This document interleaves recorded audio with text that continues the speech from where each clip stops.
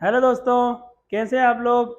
मैं मनोज पाल PSC by DC sir के हमारे इस डिजिटल प्लेटफॉर्म पर आपका स्वागत करते हैं। हम मध्य प्रदेश की रियासतें पढ़ चुके हैं, जिसमें हम एक पार्ट पढ़ चुके हैं, जिसमें हमने 2 रियासतें कंप्लीट की है और आज 3 रियासतें हम कंप्लीट करेंगे। एक रियासत जो गोंड रियासत है, गोंड राजवंश है, वो राजवंश वाली वीडियो में कंप्लीट करा दिया है, उसको वहाँ से देख लेना। ठीक है, तो ये अब आपका कंप्लीट हो जाएगा। तो इनको अब आप रियासतें बाकायदा बढ़िया इसको रिवीजन करें, अच्छे से लिख लें, नोट्स बना लें और इनके क्वेश्चंस की प्रैक्टिस करें, आ जाएंगे। ठीक है, अभी मध्य प्रदेश में ये चीज़ें नई जुड़ी हुई हैं। ठीक है, राजवंश है, रियासत तो पिछले उसकी सिलेबस की भी है, लेकिन राजवंश नए हैं और रियासतों से भी अब क्वेश्चन आ रहे हैं, क्योंकि अब ये 2-3 जगह है, कल्चरल वाले में है, हिस्ट्री वाले में है, अलग से रियासतें और राजवंश हैं, तो ये बहुत ज़्यादा इनके क्वेश्चन आने हैं और डीप भी जा सकते हैं। तो आप इनके लेकर थोड़ा क्वेश्चंस की प्रैक्टिस कर लें और 2-3 बार रिवीजन कर लें। ठीक है, नोट्स बना लें, इनके फैक्ट फैक्ट लिख लें, तो ताकि जिससे आप इनके यूज टू हो जाएं, बार बार कोई नया फैक्ट आए तो एक आपको वो नहीं हो कि कुछ नया आया है। ठीक है, तो इसमें बन जाएंगे, तो ज़्यादा परेशान नहीं होना। चलो शुरू करते हैं मध्य प्रदेश की रियासतें। ठीक है, तो आज सिंधिया पढ़ेंगे। 2 रियासतें हम बुंदेलखंड और होलकर पढ़ चुके हैं। अब सिंधिया, उसके बाद भोपाल रियासत और उसके बाद बघेलखंड रियासत पढ़ेंगे, और गोंड वाली रियासत जो है हम राजवंश वाले में पढ़ चुके हैं। तो सिंधिया रियासत पढ़ते हैं। सिंधिया रियासत, सिंधिया जो शब्द है, ये सिंधिया शब्द सिंधे से बना हुआ है। सिंधे मतलब जो ये अपभ्रंश के रूप में कह सकते हैं, या फिर इंग्लिश के प्रभाव के कारण सिंधे से ये सिंधिया हो गया है, क्योंकि अंग्रेजों से ये बोलते नहीं बन रहा था कि सिंधे या सिंधिया, तो अपभ्रंश के चलते या अंग्रेजी के प्रभाव के कारण वो सिंधे सिंधिया हो गया। ठीक, तो ये एक ही है ना, अगर आ भी जाए नाम से सिंधिया या फिर सिंधे, तो ये की समझना कि ये किसकी बात चल रही है, सिंधिया की बात ही चल रही। ठीक, तो ये कनेरगढ़ के पटेल थे। ठीक, सबसे पहले कनेरगढ़, महाराष्ट्र में एक गांव है कनेरगढ़, वहां के पटेल। पटेल मतलब हमारे यहाँ जो गांव का एक प्रतिष्ठित व्यक्ति होता था, भू राजस्व संबंधित उसका काम होता था, तो उत्तर भारत में इसको पटेल कहा जाता है। ये जनजातियों में भी इसको पटेल, अब जब जनजाति पढ़ेंगे तो इसमें भी पटेल कहा गया है, लेकिन इसको देखेंगे कि ये महाराष्ट्र में, विशेषकर महाराष्ट्र में इसको पाटिल कहा गया है। ठीक, तो इसको पटेल या पाटिल, कनेरगढ़ के पटेल या पाटिल के रूप में इनको मतलब ये वहां स्थापित थे कि वहां भू राजस्व का, ग्रामीण प्रशासन का ये काम करते थे। तो वहीं से फिर जब मराठा रियासत शिवाजी का उद्भव होता है, उसके बाद पेशवा रियासत आती है, तो पेशवा बाजीराव, बालाजी बाजीराव के समय मालवा पर जब अधिपत्य स्थापित होता है मराठों का, तब सिंधिया, होलकर और देवास में जो है आपकी जो पवार वंश मराठों का ही एक भाग है, वो विकसित होते हैं। ठीक है, चलो, तो सिंधिया समझ गए, ये क्वेश्चन आ चुका है इसलिए मैंने ये बता दिया आपको। ठीक, ध्यान रखना। चलो नेक्स्ट, उसके बाद अब कौन कौन है इस राजवंश में ये देख लेते हैं। तो सिंधिया राजवंश में राजा कौन कौन हुए।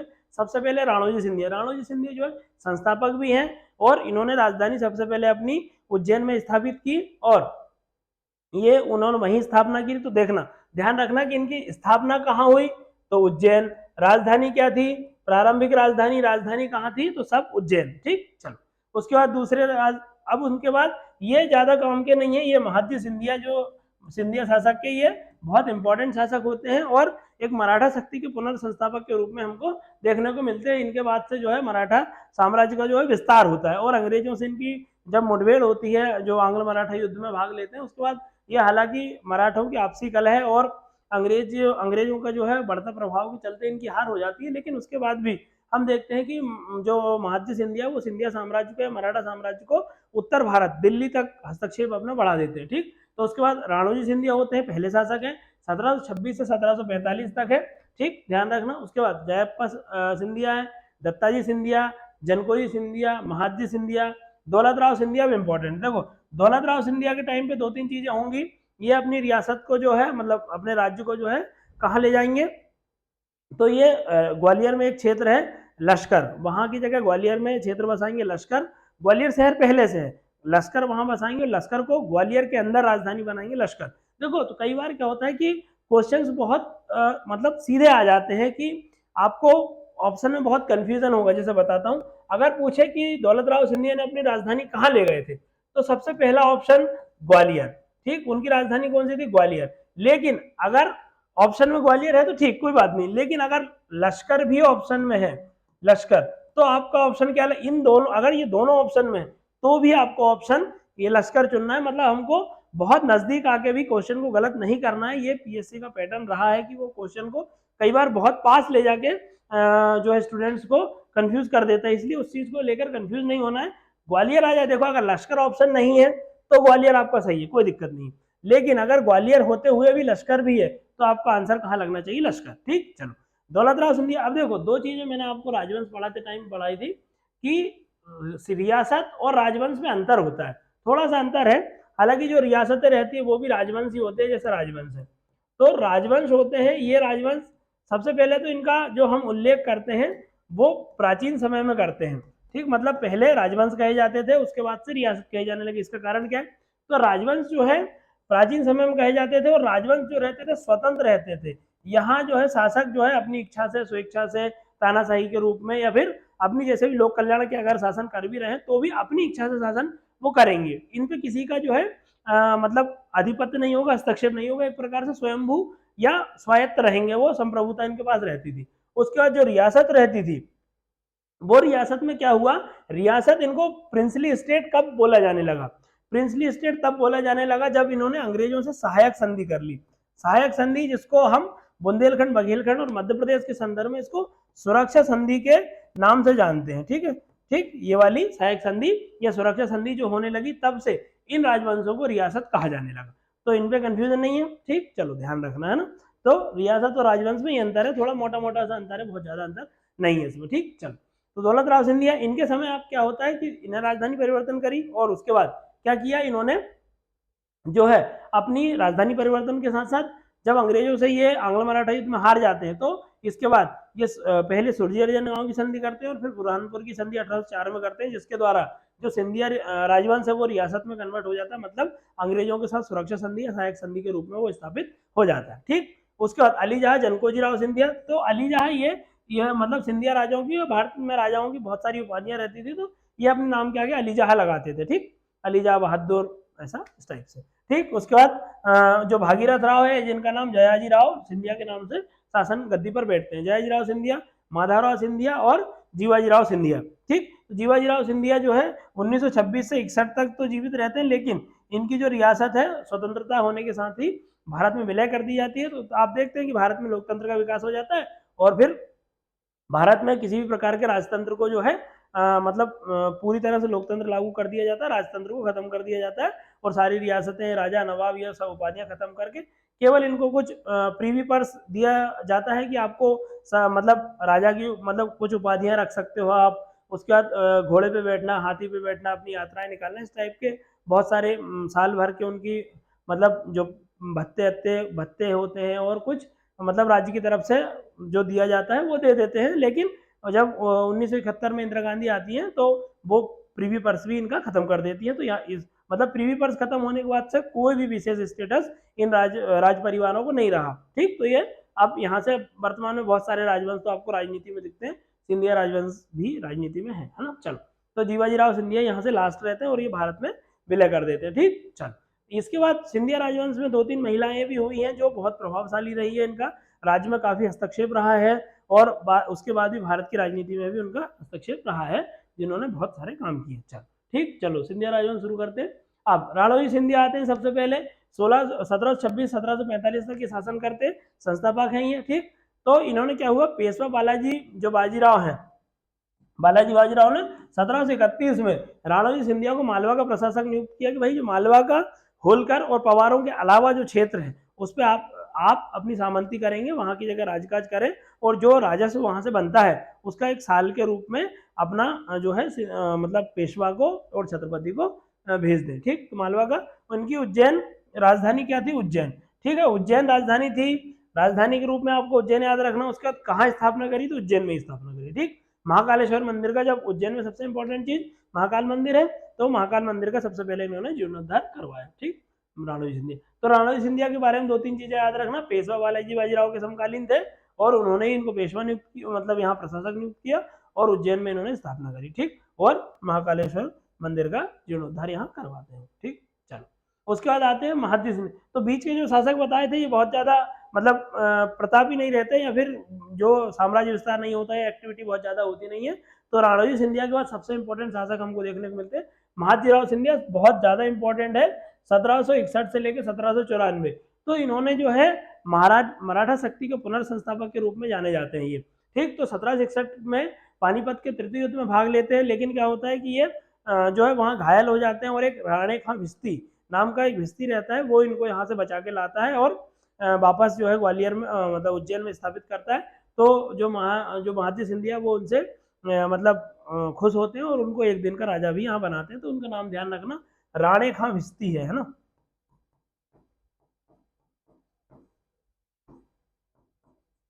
राणे खां भिस्ती है ना, चलो ध्यान रखना इसको, ठीक। तो ये उनको बचाते हैं महाजी सिंधिया को पानीपत से युद्ध में, ठीक। तो 17 और पानीपत के और जो रहते हैं सदाशिव राव भाऊ तो मराठों की तरफ से लड़ रहे थे और उनके साथ विश्वास राव थे जो कि बालाजी बाजीराव के लड़के थे, मतलब उत्तराधिकारी। और उसके बाद महाजी सिंधिया लड़ रहे थे सिंधियाओं की तरफ से, होलकर की तरफ से मल्हार राव होलकर थे और जाट की तरफ से सूरजमल जाट थे। लेकिन सूरजमल जाट और महाजी राव जो है वो अपने मल्हार राव होलकर है वो क्या करते हैं, विश्वास जो सदाशिव राव भाऊ है उनसे क्या होता है, उनके कॉन्फ्लिक्ट हो जाते हैं, वो कुछ चीजें मानते नहीं है एक दूसरे की, तो वो छोड़ के वापस आ जाते हैं। तो मल्हार राव होलकर और सूरजमल जाट जो है वापस आ जाते हैं, महाजी सिंधिया लड़ते हैं, लेकिन वो घायल होने के कारण राणे खां भिस्ती उनको वापस ले आते हैं। चलो ठीक। तो मराठा शक्ति के पुनर्संस्थापक हैं। इन्होंने क्या किया, सबसे पहले विस्तारवादी अपनी नीति अपनाई कि राज्य को अपने को विस्तारित करना, जो सिंधिया राजवंश है उसको विस्तारित करना है, तो राज्य के विस्तार की नीति अपनाई। उसके तहत उन्होंने सबसे पहले क्या किया, जो मालवा में ही गोहद यानी कि भिंड में एक तहसील है गोहद, वहां एक साम्राज्य चलता था राणा वंश का, उसके राजा थे राणा लोकेंद्र सिंह। उनके समय में जो ग्वालियर का किला था राणा लोकेंद्र सिंह के पास था, तो राणा लोकेंद्र सिंह के साथ जब इनका युद्ध होता है तो राणा लोकेंद्र सिंह को वो हरा देते हैं और ग्वालियर का किला अपने अंडर में ले लेते हैं, ठीक। उसके बाद दिल्ली में मुगल बादशाह, अब मुगल बादशाह को एक व्यक्ति रहता है वो दिल्ली से ले जाके इलाहाबाद में शिफ्ट कर देता है, लेकिन जो महाजी सिंधिया है अभी तक जो है जो मुगल बादशाह वो अंग्रेजों का जो रहता है पेंशन पे जी रहा होता है। लेकिन इस समय जब महाजी सिंधिया आते हैं और पेशवा जब मजबूत हो जाते हैं तो जो मुगल बादशाह को अपने संरक्षण में लेते हैं, तो फिर मुगल बादशाह केवल नाम मात्र का है कि एक शक्ति है जो बैठी हुई है, लेकिन इस समय मुख्यतः है जो मेन शक्ति है वो आपको मराठाओं की दिखेगी, ठीक। तो मुगल बादशाह शाह आलम द्वितीय को इलाहाबाद से दिल्ली लाते हैं और इलाहाबाद से दिल्ली लाने के बाद इनको वापस बादशाह बनाते हैं। तो अब शाह आलम खुश होकर इनको उपाधि देते हैं। तो पेशवा को ये उपाधि काय की देते हैं, वकील उल मुल्तक की उपाधि देते हैं, मतलब शासन का प्रमुख है ये। और अपने लिए मतलब खुद महाजी सिंधिया को काय की उपाधि देते हैं, नायाब वकील की उपाधि देते हैं, ठीक। मतलब नायाब वकील की उपाधि महाजी सिंधिया को और पेशवा को वकील उल मुल्तक की उपाधि दे देते हैं, ठीक। उसके बाद ये प्रथम आंग्ल मराठा युद्ध होता है इनके समय 1775 से 1782 होता है आपका पहला वाला युद्ध, इसमें भाग लिया और 17 मई जब पहले युद्ध में ये हार जाते हैं, ठीक। एक दो युद्ध छोटे मोटे होते हैं उसमें जीत भी जाते हैं, लेकिन फाइनली जो होता है वो उसमें इनकी पराजय होती है। 17 मई 1782 को ये सालवाई की संधि होती है, इसमें अंग्रेजों ने महाजी सिंधिया को महाराज की उपाधि दे दी थी, ठीक। ध्यान रखना सालवाई, क्योंकि इसमें जो एक दो बीच बीच के युद्ध होते हैं, मतलब जो लंबा युद्ध चला था 1775 से 82, तो एक दो चार युद्ध जो है मराठे जीत जाते हैं, तो अंग्रेजों को लगता है कि इनसे संधि कर लेना सही है, तो ये सालवाई की संधि इंपॉर्टेंट संधि है 1782, है ना, ठीक। तो इसमें महाजी सिंधिया जो है महाराज की उपाधि देते हैं महाजी सिंधिया को, और महाजी सिंधिया अपना शासन जो है उज्जैन से बहुत बढ़िया तरीके से चलाते हैं, ठीक। तो ये महाजी सिंधिया के सारे फैक्ट अपन ने कवर कर लिए। चलो इसके बाद आते हैं दौलत राव सिंधिया। अब दौलत राव सिंधिया जो है बहुत इंपॉर्टेंट शासक है, क्योंकि इनके समय में घटनाएं घटित हुई, बहुत ज्यादा प्रतापी शासक तो नहीं थे, इनका जो है साम्राज्य दिनों दिन कम ही होता गया, लेकिन इनके समय में बहुत सारी घटनाएं घटी, जैसे 1794 से 1827 तक इन्होंने शासन किया। तो सबसे इनकी पत्नी बैजाबाई थी, आगे देखेंगे जब दौलत राव सिंधिया की मृत्यु हो जाएगी उसके बाद जो बैजाबाई है इनका शासन में बहुत ज्यादा हस्तक्षेप बढ़ जाएगा, ये अपनी तरफ से शासन चलाएंगी और अंग्रेजों के विरुद्ध जो है झांसी की रानी और उनको झांसी की रानी तात्या टोपे नाना साहब को सहायता भी देंगी, ठीक। तो 1794 में दौलत राव सिंधिया कुटरला का युद्ध लड़ते हैं, ठीक है, युद्ध ध्यान रखना कुटरला का युद्ध है, इसमें ये निजाम कहाँ के शासक है, हैदराबाद, तो उनको हरा देते हैं, ठीक। और अब महाजी सिंधिया के टाइम पे पहला युद्ध हुआ था, दूसरा युद्ध जब द्वितीय आंग्ल मराठा युद्ध जो है इसमें भाग लेते हैं दौलत राव सिंधिया और इनकी पराजय हो जाती है, हार जाते हैं ये। जिसके बाद 1803 में, देखो ये सारी संधि है इंपॉर्टेंट है, 1803 में जो है आपकी कौन सी, सुरजी अर्जन गांव की संधि होती है, ये संधि अंग्रेज और सिंधिया के बीच में करते हैं, ठीक। सुरजी अर्जन गांव की संधि होती है। फिर अब ये संधि तो ठीक है कि इसमें कुछ क्षेत्र जो है सिंधिया अपना अंग्रेजों को दे देते हैं, लेकिन सबसे इंपॉर्टेंट संधि जो है वो आपकी 27 फरवरी 1804 को होती है। इस संधि में क्या होता है, इसको बुरहानपुर की संधि के नाम से जाना जाता है, क्योंकि ये बुरहानपुर में हुई थी, ठीक, जगह मतलब बुरहानपुर में बैठ के इसमें साइन हुए थे, तो इसको बुरहानपुर की संधि के नाम से जाना जाता है। इसमें अंग्रेजों की तरफ से पहले जली और सिंधियाओं की ओर से दौलत राव सिंधिया थे, ठीक। तो इसके मध्य हुई। इसमें एक सहायक संधि थी, सहायक संधि की शर्तें मैंने पिछली बार भी बताई थी। सहायक संधि या फिर इनको सुरक्षा संधि कहते हैं। तो सहायक संधि सुरक्षा संधि में क्या होता है कि भैया जो कोई भी राजवंश है, कोई भी रियासत है, वो पूरी तरह से अंग्रेजों के संरक्षण में आ जाएगी। और क्या क्या होगा कि सारे जो वैदेशिक संबंध है, सैन्य संबंध है, राजनीतिक संबंध है, वो कौन संभाल लेंगे? अंग्रेज संभाल लेंगे, ठीक है। और राज्य जो राजा है वो केवल नाम मात्र का रहेगा, और उनके जो सेना रहेगी वो अंग्रेजों की रहेगी। मतलब सेना तो राज्य की रहेगी, लेकिन उनका पूरा संचालन जो है अंग्रेज करेंगे, ठीक है। सारे विदेशी संबंध अंग्रेज उनके करेंगे, किसी से युद्ध लड़ना होगा वो भी अंग्रेज करेंगे, अपना एक रेजिडेंट जो है दरबार में बैठा लेंगे, ठीक है। और किसी भी यूरोपीय शक्ति को जो है राजा से संबंध बनाने नहीं देंगे, सारे यूरोपीय सैनिकों को वहां से निकाल देंगे, केवल अंग्रेज रहेंगे, ठीक। तो इस तरह से पूरी तरह अपने संरक्षण में वो ले लेते थे रियासत को, और इस तरह से रियासत पंगु हो जाती थी, और सारा जो मेन काम है वो किसके पास आ जाता था? अंग्रेजों के पास। इस प्रकार से अंग्रेज जो है अपनी शक्ति को बढ़ाते रहे, ठीक। चलो, तो ये दौलतराव सिंधिया हो गए थे, ठीक। दौलतराव सिंधिया के बारे में क्या है? बुरहानपुर की संधि 27 फरवरी 1804 को हो गई, और अपनी राजधानी ये कहाँ स्थापित करते हैं? लश्कर। ये लश्कर कहाँ है? ग्वालियर में है ना, लश्कर में स्थापित करते हैं। चलो, हाँ, और क्या हुआ? तो वही 1810 में, ये 1810 में ले गए थे ना, ये ध्यान रखना। दौलतराव सिंधिया ने लश्कर नगर की स्थापना की। ग्वालियर में है एक क्षेत्र है ना, वहां ग्वालियर में लश्कर नगर की स्थापना की, और अपने राजधानी उज्जैन से कहाँ लेगा? लश्कर, ठीक। उसके बाद मोतियों, इन्होंने अपने यहाँ जो मोती रहते हैं, हीरे मोती जो सुना होगा, वो मोतियों के व्यापार को बढ़ावा दिया, इसलिए इनको क्या उपनाम दिया जाता है? मोती वाला उपनाम दिया जाता है, ठीक। मोती वाला उपनाम दिया जाता है, मतलब उपाधि दे दी कि मोती वाला कहने लगे उन लोगों को। उसके बाद ग्वालियर में जो है फूलबाग, उसका निर्माण करवाया। उसके बाद हिंदी के जो कवि हैं पद्माकर, जो कि इनका जन्म सागर में हुआ था, आप मध्य प्रदेश के उसमें अपने सिलेबस में है, कवि भी है तो आपने पढ़ा होगा। तो उसमें पद्माकर जो है सागर के थे, और इनको कौन ने उपाधि दी थी? मतलब पद्माकर को संरक्षण किसने दिया था? दौलतराव सिंधिया। इनकी पुस्तकें आपने पढ़ी होगी, अलीजा प्रकाश, है ना, राम रसायन, इस तरह से इनकी पुस्तकें हैं, ठीक। तो हिंदी के कवि थे। तो लश्कर हो गए, संधि हो गई, ध्यान रखना है ना। चलो, फूलबाग का इन्होंने निर्माण करवा दिया, और मोतियों के व्यापार को ये बढ़ावा दे रहे थे। उसके बाद बाईजाबाई बहुत ज्यादा इंपॉर्टेंट है। बाईजाबाई इसलिए इंपॉर्टेंट है क्योंकि दौलतराव सिंधिया के बाद से, अब दौलतराव सिंधिया जो है निसंतान है, उनके कोई बच्चे नहीं है, तो जनकोजीराव सिंधिया को जो है एक मुकुट राव नाम का एक बच्चा रहता है, उसको मतलब ये गोद लेती है बाईजाबाई, और जनकोजीराव सिंधिया के नाम से उनको स्थापित करवा देती है। इसका नाम क्या रहता है? मुकुट राव, ठीक। इनके किसी रिश्तेदार का बच्चा रहता है, तो उनको ये क्या करती है? गोद लेती है, और अपने संरक्षक, मतलब इनको राजा बनाती है, और उनके संरक्षक के रूप में शासन करती है। अब पूरे शासन की जो बागडोर है बाईजाबाई के हाथ में है, ठीक। तो इन्होंने शासन के ग्वालियर में बैजाताल, तो एक तालाब या झील का निर्माण करवाया, उसका नाम क्या रखा? बैजाताल, ठीक। का निर्माण करवाया। उज्जैन में सबसे इंपॉर्टेंट है ये गोपाल मंदिर किसने बनवाया? क्वेश्चन आ चुका है, ठीक। गोपाल मंदिर किसने निर्माण करवाया उज्जैन में? तो बाईजाबाई ने, ठीक। 1857 के, अब 1857 की क्रांति में देखो, राजा तो आपको जयाजीराव सिंधिया देखने को मिलेंगे, लेकिन जो बाईजाबाई है इस समय कहाँ है शासन कर रही? मतलब शासन नहीं, केवल संरक्षित रूप से वहां रह रही है उज्जैन में। तो वहां की जगह 1857 की क्रांति में ये भाग तो नहीं लेंगे डायरेक्ट, लेकिन ये लक्ष्मीबाई और तात्या टोपे को जो है सहायता प्रदान करेंगे, ठीक। तो बाईजाबाई इंपॉर्टेंट है, ध्यान रखना। ये अभी मेंस के 2023 में आई थी, है ना। चलो, अभी देखो यहाँ की जगह अपने दौलतराव सिंधिया के समय क्या हो गया? सहायक संधि या सुरक्षा संधि लागू हो चुकी है। अब ये सैन्य शक्ति कोई बची नहीं है, तो आगे अगर सिंधिया राजवंश चाहे भी कि अंग्रेजों की मदद ना करें 1857 की क्रांति में, तो अब उनके पास कोई सैन्य शक्ति बची नहीं है, तो ऑप्शन भी नहीं है कि अंग्रेजों के खिलाफ लड़ ले, ठीक। चलो, अब उसके बाद आते हैं जयाजीराव सिंधिया। तो 1857 क्रांति में ग्वालियर का शासक कौन था? जयाजीराव सिंधिया, ठीक। सबसे इंपॉर्टेंट घटना इनके समय हुई। 1843 से लेकर 1886 तक इनका शासनकाल रहता है। इनका मूल नाम जो रहता है भागीरथ राव रहता है। इनकी पत्नी ताराबाई रहती है। अब पत्नी क्यों पढ़ रहे? देखो, जैसे बाईजाबाई उस टाइम पे बहुत मतलब प्रभावी रही थी, यहाँ ताराबाई रहेंगी। तो ताराबाई जो है, ये ताराबाई इनकी पत्नी है, ताराबाई, और ये एक दीवान है इनके दादा साहब खासगी वाले। ये लोग अन्य लोगों के साथ मिलकर क्या करते हैं? अपने जो है सैन्य शक्ति बढ़ाने का काम करते हैं, अंग्रेज विरोधी गुट का निर्माण करते हैं। तो ताराबाई, ध्यान रखना, कौन के शासनकाल में थी और किस राजवंश से संबंधित थी, ये भी पूछ सकते हैं। तो ताराबाई सिंधिया राजवंश और जयाजीराव सिंधिया के काल में, अर्थात उनकी पत्नी थी। और दादा साहब खासके वाले भी कहाँ से थे, पूछ सकते हैं, ग्वालियर से। जयाजीराव सिंधिया के समय इन दोनों ने मिलकर जो है अंग्रेज विरोधी एक गुट निर्माण किया था, जो कि अंग्रेजों के विरुद्ध जो है राज्य में षड्यंत्र करता था कि इनको दरबार से या राज्य से बाहर कैसे निकाला जाए, ठीक। चलो, तो ये हो गया जयाजीराव सिंधिया। जयाजीराव सिंधिया, ये जनकोजीराव सिंधिया की मृत्यु के बाद बहुत कम छोटे थे ये, तो ये अल्पायु में शासक बन गए। तो फिर अब छोटे रहेंगे, शासन नहीं कर पाएंगे, तो एक ग्रुप ऑफ मेंबर्स की एक कमेटी बनाई जाती थी जिसको काउंसिल ऑफ रेजिडेंसी कहा जाता था। तो काउंसिल ऑफ रेजिडेंसी इन्होंने बनाई और उसका निर्माण किया, और वो यही जो काउंसिल ऑफ रेजिडेंसी जो है शासन करती है।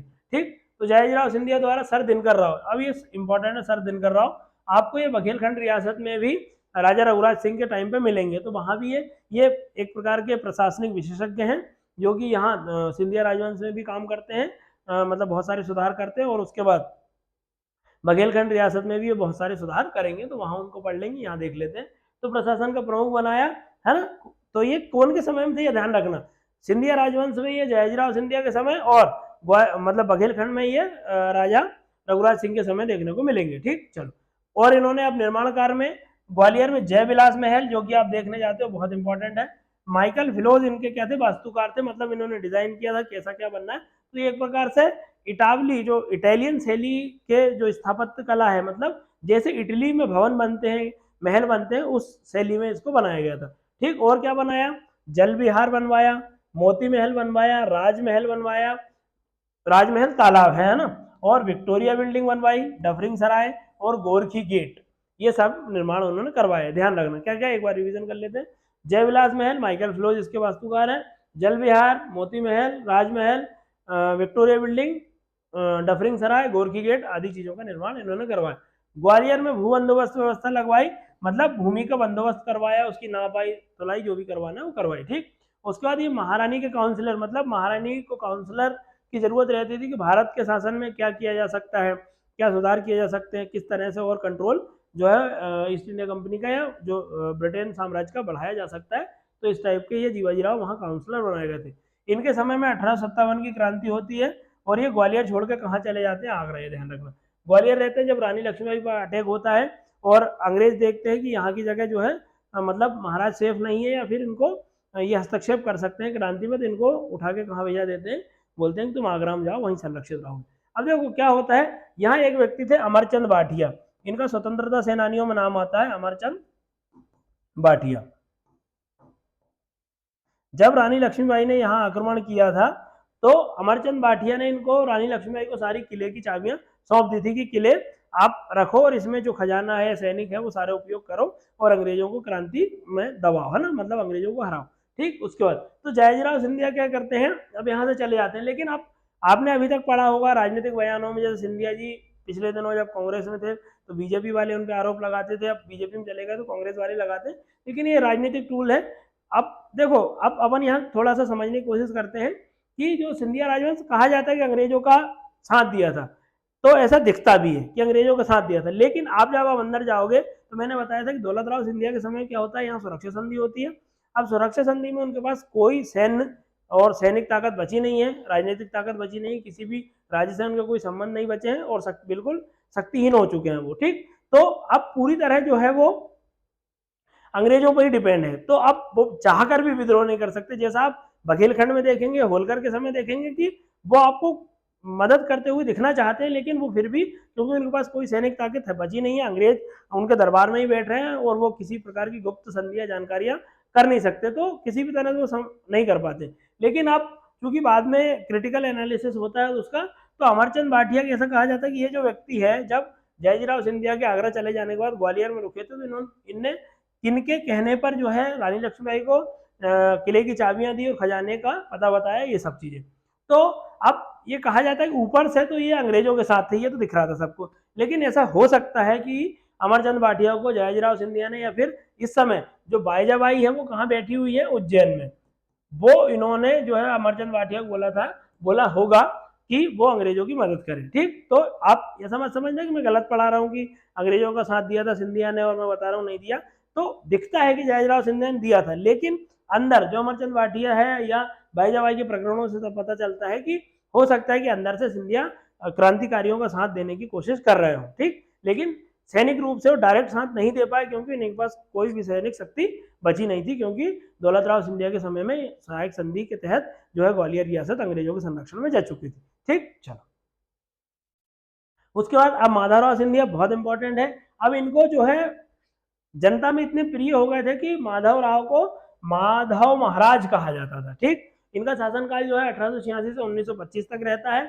ये अब प्रशासन में बहुत सारे नवाचार करेंगे, बहुत सारे सुधार करेंगे, इसलिए इंपॉर्टेंट है। लेकिन अब ये जयाजीराव सिंधिया की जैसे ही अल्पवयस्क बन जाए, अल्प मतलब कम उम्र में शासक बन जाते हैं, तो इनके लिए प्रशासन के लिए काउंसिल ऑफ प्रेसिडेंसी बनाई जाती है और यही शासन जो है चलाती थी।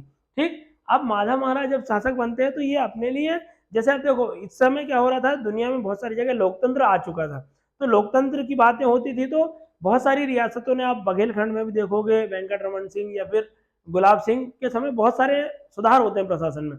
तो इस समय जब 20वीं सदी रहती है तो रियासतें भी राजतंत्र होने के बाद भी बहुत सारे सुधार करती है। तो ऐसे ही इन सुधारों के रूप में माधवराव सिंधिया के सुधार देख सकते हैं। इन्होंने सरकार स्थापित की, अपने राजतंत्र होने के बाद भी एक सरकार स्थापित की, मंत्रालय बांटे और जो लोगों के काम करती थी। जैसे इसमें गवर्नमेंट ऑफ ग्वालियर की स्थापना की, जिसको लोग प्यार से माधव महाराज की सरकार भी कहते थे। नाम क्या था? Government of Gwalior. और इसमें 9 विभाग थे, 9 विभाग थे, 9 मंत्री थे, अपने अलग अलग सारे काम करते थे। ठीक, चलो ये हो गए। तो ये ध्यान रखना, गवर्नमेंट ऑफ ग्वालियर की स्थापना किसने की? तो माधवराव सिंधिया ने, है ना। चलो इसके बाद जीआईएल रेलवे का गठन किया गया। जीआईएल रेलवे, रेलवे संबंधित फैक्ट्री है, उनका गलपुर्जे वगैरह लाने का काम यहाँ करती है। ठीक, उसके बाद ग्वालियर में नगर पालिका। अब देखो सरकार तो बना दी, अब ये ऊपर है केंद्र में, लेकिन अब निचले स्तर पे भी काम करना है, तो नगर पालिका बनवाई, पंचायतें बनवाई, गांव स्तर पे इनका गठन इन्होंने किया। और अब ये सरकार है, कहीं बैठेगी, कानून बनाएगी, लोगों की समस्याओं का निराकरण करेगी, तो उसके लिए उन्हें मजलिस आम, मतलब यहाँ बैठ के उनका डिस्कशन होता था कि क्या कानून बनना चाहिए, क्या सुधार होना चाहिए प्रशासन में, किस तरह से लोगों को भला किया जा सके, ऐसा। ठीक, तो मजलिस आम बनाई और मजलिस कानून, तो यहाँ जो डिस्कशन होता था उसके बाद यहाँ की जगह वो कानून बनाने का काम करते थे। तो मजलिस आम, मजलिस कानून किसने बनाया? माधवराव सिंधिया ने, है ना। संस्था को गठन किया और ग्वालियर में विक्टोरिया कॉलेज की नींव रखी। तो ग्वालियर में विक्टोरिया कॉलेज किसने बनवाया था? माधवराव सिंधिया ने। ठीक, चल ध्यान रखना इसको। और सरदार कॉलेज, इसी सरदार कॉलेज की स्थापना उन्होंने 1897 में की। इसको आप जो है सिंधिया स्कूल के नाम से जानते हैं। ठीक, वर्तमान में सिंधिया स्कूल बहुत फेमस स्कूल है, मतलब लगभग भारत में सबसे महंगा स्कूल है। इसमें जो पुराने राजवंशों के बच्चे पढ़ते हैं, बहुत जो बिलीनियर्स मिलीनियर्स रहते हैं, उनके लखपति करोड़पति लोगों के बच्चे यहाँ पढ़ते हैं। बहुत अभी इनोग्रेशन भी हुआ, मतलब वो मनाई गई थी कि कुछ साल हो गए उनके, तो उसको मनाया गया था, तो मोदी जी भी इसमें गेस्ट के रूप में आए थे, देखा होगा आपने न्यूज़ में, है ना। तो वो सिंधिया स्कूल है ग्वालियर में। उन्होंने अब ये बाकी काम किया, कृषि के लिए भी काम करते हैं। तो हरसी, तिघरा और केकेटो, ये 3 बांधों का निर्माण ग्वालियर में करवाते हैं, जिससे कृषि में सिंचाई वगैरह की मदद मिल सके। निर्माण करवाया ग्वालियर में। और क्या करवाया? ग्वालियर में पॉटरीज फैक्ट्री का निर्माण करवाया, स्थापना की। और ग्वालियर में द इंजीनियरिंग वर्क्स की स्थापना की, जो कि रेलवे से संबंधित है, और मतलब उपकरण और मशीन वहां की जगह बनाती है। ठीक, तो ये माधवराव सिंधिया है, ध्यान रखना है। चलो ठीक है। उसके बाद अब आते हैं जीवाजीराव सिंधिया। जीवाजीराव सिंधिया अंतिम सिंधिया राजवंश के अंतिम शासक है। इनके बाद से जो है रियासत जो है अंग्रेज भारत शासन में विलय हो जाएगी। तो इनका शासनकाल 925 से लेकर 1925 से लेकर 1948 तक रहता है। उसके बाद से जो है भारत आजाद हो जाता है 47 में, तो ये मध्य भारत में इनकी रियासत का विलय कर देते हैं।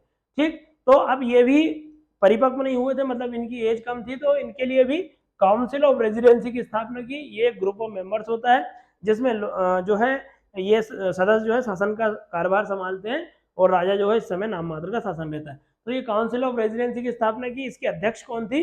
तो महारानी चिनकू राजा सिंधिया इनकी अध्यक्ष थी। ठीक, चलो शासन किया। और 23 जनवरी 1948 को ग्वालियर रियासत का, ये डेट याद रखना, सारी रियासतों की डेट बताएंगे आपको, तो ये सारी ध्यान रखना कब कब कौन सी हुई है। ठीक, तो 23 जनवरी 1948 को जो है सिंधिया रियासत, ये ग्वालियर रियासत का विलय भारत संघ में कर दिया गया। ठीक, उसके बाद अब मध्य प्रांत बना था। मध्य प्रदेश का जब गठन पढ़ोगे आप, तो उसमें मध्य प्रांत का गठन किया गया था। इसमें मध्य भारत की जो रियासतें थी, जैसे मेन तो इसमें ग्वालियर की रियासतें आती थी, देवास आता था, उसके बाद देवास की छोटी भांति बड़ी भांति जो पवार वंश है उसकी, उसके बाद आपका होलकर की रियासतें, ऐसी 25 रियासतों को जो है मिलाकर आपका मध्य भारत बनाया गया, जिसके राज्य प्रमुख किसको बनाया गया?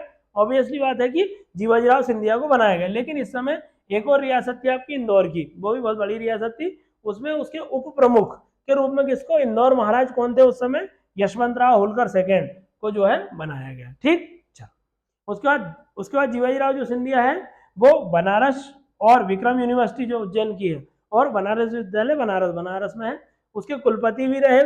उसके बाद ग्वालियर में, अब देखो ये इंपॉर्टेंट है, गजरा राजे मेडिकल कॉलेज 1946। ये क्यों इंपॉर्टेंट है? क्योंकि ये मध्य प्रदेश का पहला मेडिकल कॉलेज आपका रहेगा। ठीक, उसके बाद माधव इंजीनियरिंग कॉलेज है, उसके बाद कमला राजे कन्या महाविद्यालय की स्थापना करेंगे, और पद्मा राजे कन्या महाविद्यालय की स्थापना ग्वालियर में ये करते हैं, जो कि एक शारीरिक शिक्षा संस्थान है आदि की स्थापना करेंगे। ठीक, तो ये क्या हो गए आपके जीवाजीराव सिंधिया हो गए हैं। ठीक, इसके बाद से जो है आप मतलब ग्वालियर रियासत अब भारत संघ में विलय हो गई। ठीक है, चलो इसके बाद अब देख लेते हैं क्या क्या इनके स्थापत्य कला में कुछ कुछ इंपॉर्टेंट चीजें हैं। तो ये जयविलास पैलेस बहुत इंपॉर्टेंट है, आपने जो एक वाइट सी बिल्डिंग ग्वालियर में देखी होगी, बहुत सुंदर है, और उसमें कहा जाता है कि सारे कालीन रखे हैं, वो खाने वाली ट्रेन चलती हो, आपने बहुत सारी चीजें सुनी होगी। तो वो कहाँ है? ग्वालियर में है।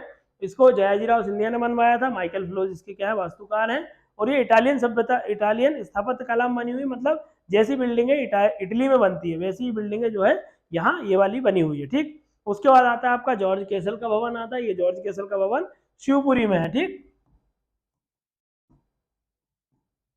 शिवपुरी में है, ये जीवाजीराव सिंधिया द्वारा 1911 में बनवाया गया था, मतलब ये दो शासकों ने मिलकर बनवाया। ठीक है, तो जयाजीराव सिंधिया भी हैं और जीवाजीराव सिंधिया भी हैं, दोनों ध्यान रखना।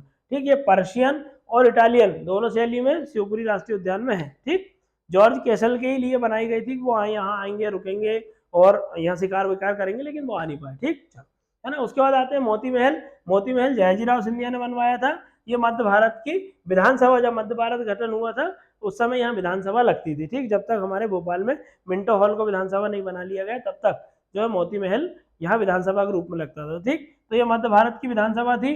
उसके बाद कौन सा? मिंटो हॉल, जो कि भोपाल में था। उसके बाद अब नई विधानसभा भवन बन गया, उसको इंदिरा गांधी विधान भवन कहा जाता है, इंदिरा गांधी विधान भवन कहा जाता है। ठीक, चलो ये आपकी हो गई ग्वालियर रियासत। ठीक, अगली रियासत हम देखते हैं।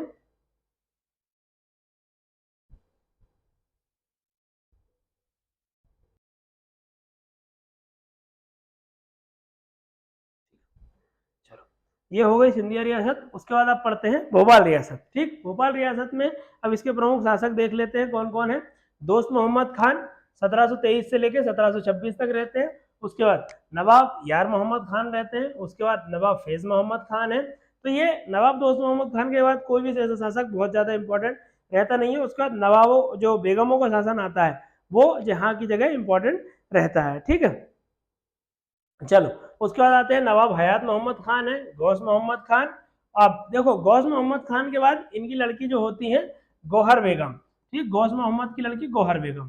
ठीक है, गौहर बेगम या इनको आप कुदसिया बेगम के नाम से जानते हैं, कुदसिया बेगम। ठीक, तो नवाब गौस मोहम्मद, अब इनके समय जो है, अब ये यहाँ से यहाँ तक कमजोर शासक है, बहुत ज्यादा ये बहुत शासन प्रशासन में ज्यादा ध्यान नहीं देते, तो यहाँ प्रधानमंत्रियों का ज्यादा आधिपत्य हो जाता है, और नवाब गौस मोहम्मद के सामने तो ऐसी स्थिति बन जाती है कि प्रधानमंत्री ही सारा काम संभालने लगते हैं। ठीक, तो नवाब गौस मोहम्मद हो गए। उसके बाद आते हैं गौस मोहम्मद के समय जो वजीर रहते हैं नजर मोहम्मद। ठीक, इनके समय जो प्रधानमंत्री रहते हैं इनको वजीर कहते हैं नजर मोहम्मद।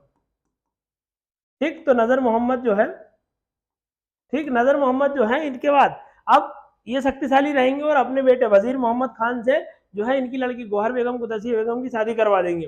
तो इससे क्या होगा कि अब पूरी शक्ति जो है, अब इनके लड़का तो है नहीं, तो लड़की ही इनकी वारिस बनेगी, और लड़की के पति के रूप में वजीर मोहम्मद जो है नवाब यहाँ बन जाएंगे। ठीक, चलो तो ये मतलब दोस्त मोहम्मद खान की उसमें मतलब अनुवंश में देखते हैं या वंश में देखते हैं तो इतने ही शासक रहते हैं। इसके बाद जो है प्रधानमंत्रियों का शासन लग जाता है, तो इनकी लड़की शादी करने के बाद ये प्रधानमंत्री ही असली शासक यहाँ बन जाते हैं। ठीक, उसके बाद वजीर मोहम्मद के बाद नवाब नजर मोहम्मद और फिर नवाब जहांगीर मोहम्मद शासक बन जाते हैं। ठीक, चलो अब उसके बाद अब बेगमों का शासन आता है, तो ये सारे शासक होने के बाद तो गौस मोहम्मद के खान के बाद ये शासक रहते जरूर है, लेकिन मेन जो सत्ता रहती है वो रानी के पास। ये तो छुटपुट समय छोटे मोटे समय के लिए बन जाते हैं, मेन जो सत्ता रहती है वो बेगमों के पास रहती है, जो कि यहाँ की रानियां रहती हैं और वही अब शासन यहाँ चलाती है। तो जो बेगमों का शासन है भोपाल में स्पेशल है, मतलब और कहीं भारत में ऐसा देखने को नहीं मिलता है कि कंटिन्यूअसली जो है चार जो यहाँ बेगम देखने को मिले, लेकिन यहाँ कंटिन्यूअसली आपको चार एक के बाद एक बेगम देखने को मिलता है। ऐसा मतलब ऐसा कालक्रम बन जाता है कि इनके कोई लड़का नहीं होता है, और जो इनके मतलब जो इनकी लड़कियों शादी करते हैं वो भी बहुत ज्यादा दिन टिक नहीं पाते, शासन नहीं कर पाते हैं, बहुत जल्दी मर जाते हैं। तो जो एक मतलब ऐसा कोइंसिडेंस बनता है कि एक के बाद एक जो है चार बेगम या रानियां बन जाती हैं और वो कंटिन्यूस शासन करती हैं और लगभग ये 100 साल का शासन रहता है। और इस समय भोपाल का जो है स्वर्ण काल कहा जाता है। भोपाल में बेगमों का शासन और भोपाल में एक बहुत गुड गवर्नेंस है, बहुत अच्छे प्रशासन की जो है शुरुआत होती है।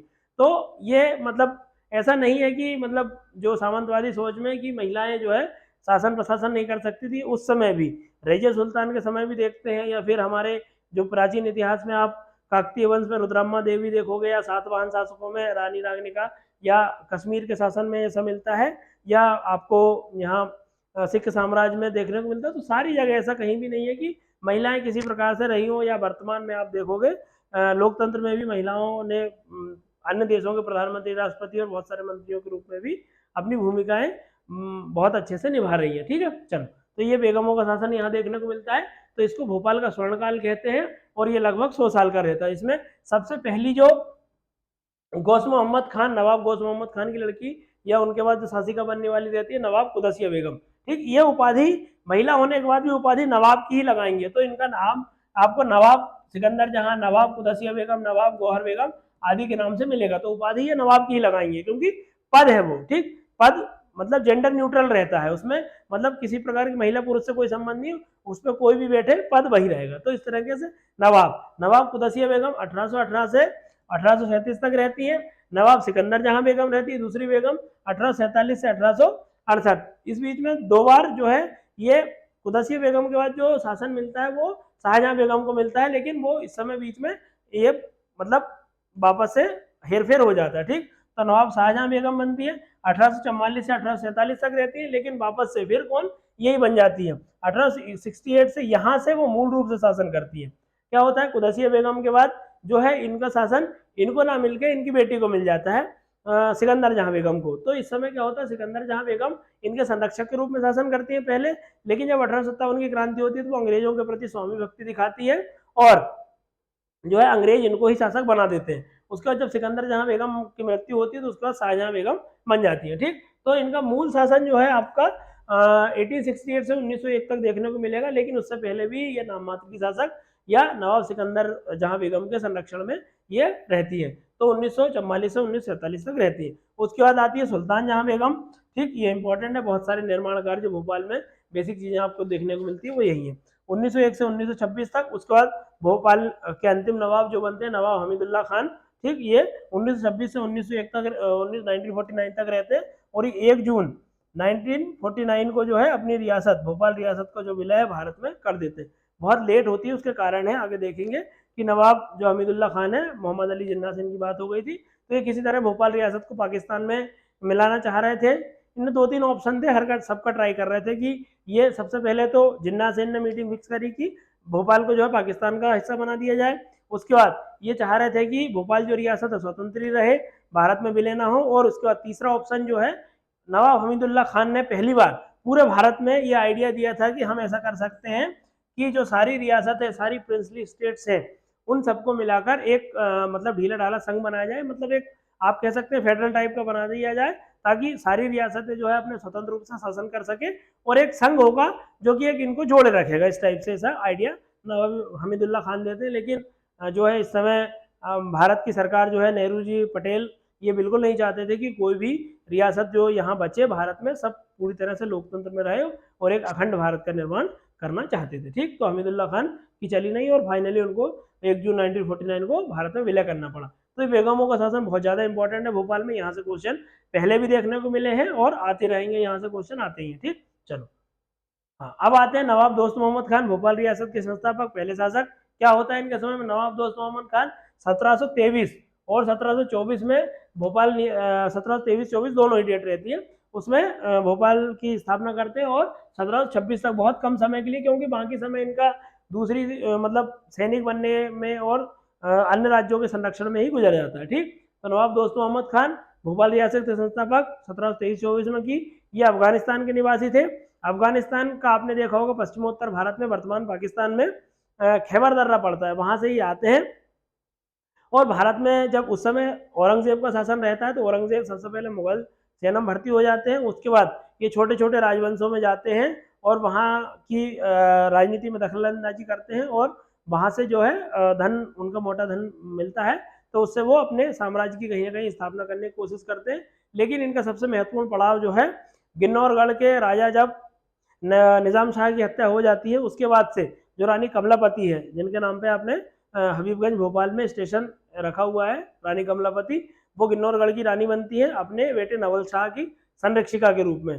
तो उस समय जो है चैनपुर बाड़ी के उनके जो कमलापति के रिश्तेदार रहते हैं वो इन पर अटैक करते हैं बार बार, मतलब भतीजे रहते हैं निजाम शाह के, वो बार बार गिन्नौरगढ़ पर अटैक करते हैं। तो रानी उससे परेशान हो जाती है और उस समय ही सैनिक सहायता जो विभिन्न राज्यों को प्रदान करते थे नवाब अपने दोस्त मोहम्मद खान, तो वो रानी कमलापति को भी सैन्य सहायता प्रदान करते हैं और चैनपुर बाड़ी के जो शासक रहते हैं जो बार बार अटैक करते हैं गिन्नौरगढ़ पे, उनको किसी तरह से हरा देते हैं और रानी को जो है मतलब संरक्षण प्रदान करते हैं। तो कुछ समय तक तो रानी जो है बढ़िया शासन करती है, नवाब दोस्त मोहम्मद खान भी उनको जो है संरक्षण देते हैं।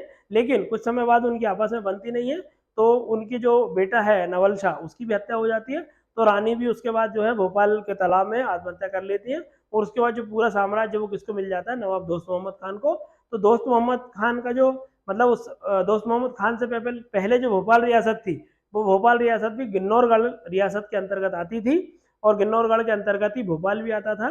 तो भोपाल की रानी भी कमलापति को ही समझा जाता था नवाब दोस्त मोहम्मद खान से पहले, जो जब रानी कमलापति गिन्नौरगढ़ की रानी थी। और जब रानी कमलापति आत्महत्या कर लेती है तो उसके बाद सारा साम्राज्य भोपाल और गिन्नौरगढ़ और बाकी जो गोंड साम्राज्य की रहती है रानी कमलापति, तो वो सारा साम्राज्य जो है नवाब दोस्त मोहम्मद खान को मिल जाता है और उसके बाद नवाब दोस्त मोहम्मद खान जो है भोपाल की स्थापना कर देते हैं। ये पीछे की स्टोरी थी और रानी कमलापति के बारे में बता दिया, क्योंकि अब इतना बड़ा भारत का सबसे बड़ा प्राइवेट पीपीपी के आधार पर जो अपना रेलवे स्टेशन बना है, पहला है वो निजी, इसलिए इम्पोर्टेंट है।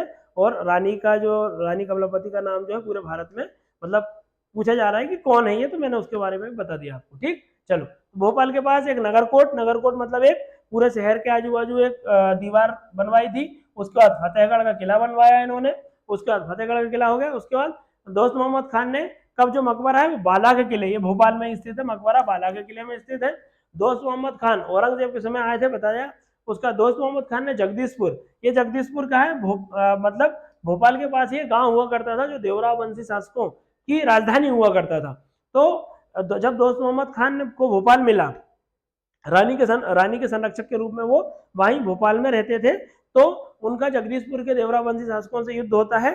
तो इस युद्ध में इतनी भयंकर मारकाट मचाते हैं दोस्त मोहम्मद खान की, एक नदी रहती है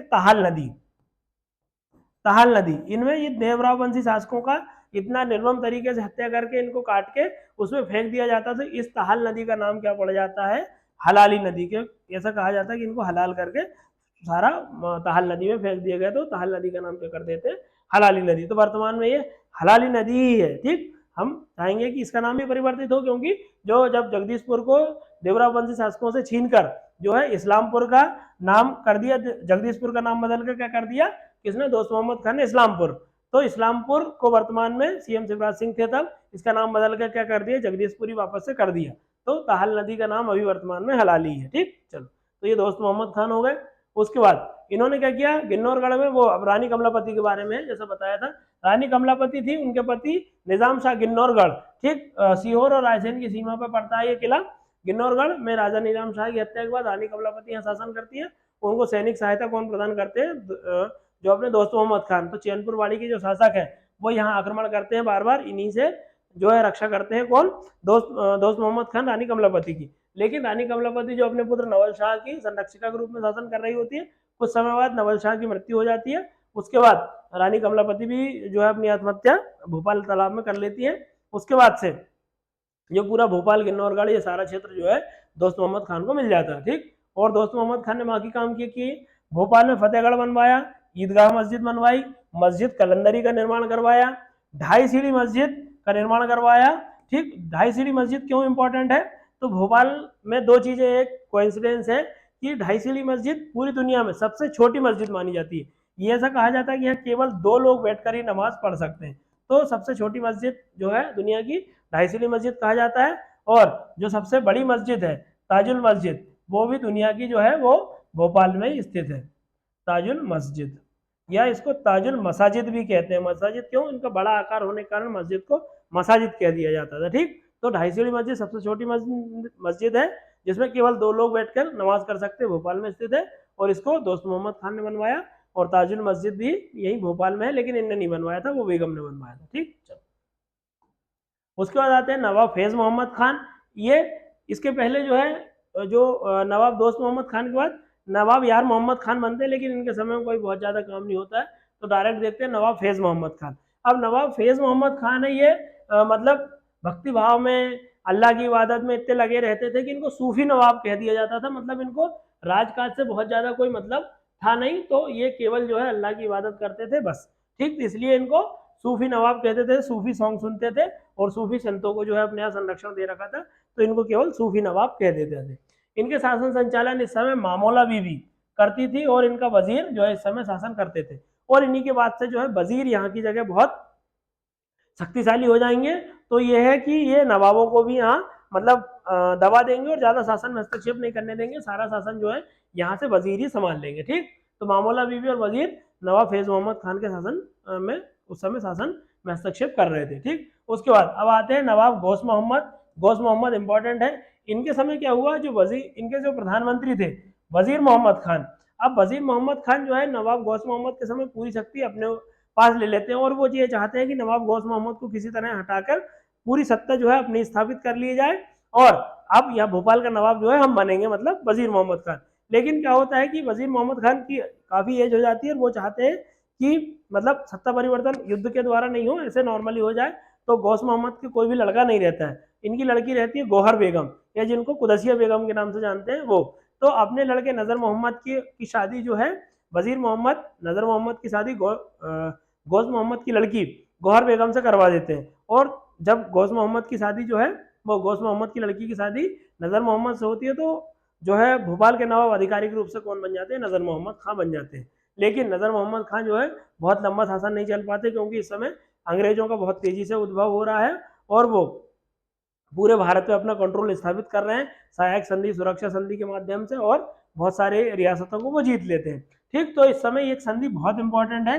जैसे हर राज्य की संधि सहायक संधि की डेट आपको याद करनी है, तो इस समय भी भोपाल में सहायक संधि या सुरक्षा संधि की डेट है 26 फरवरी 1818। इस समय जो नवाब वजीर मोहम्मद खान है और अंग्रेजों के बीच में सुरक्षा संधि या सहायक संधि हो जाती है, इसको आंग्ल भोपाल की संधि या फिर रायसेन की संधि कहते हैं। ठीक, दोनों नाम ध्यान रखना। 26 फरवरी 1818 को होती है, इसको रायसेन की संधि, आंग्ल भोपाल की संधि या फिर भोपाल की सुरक्षा संधि या भोपाल की सहायक संधि कह दी जाती।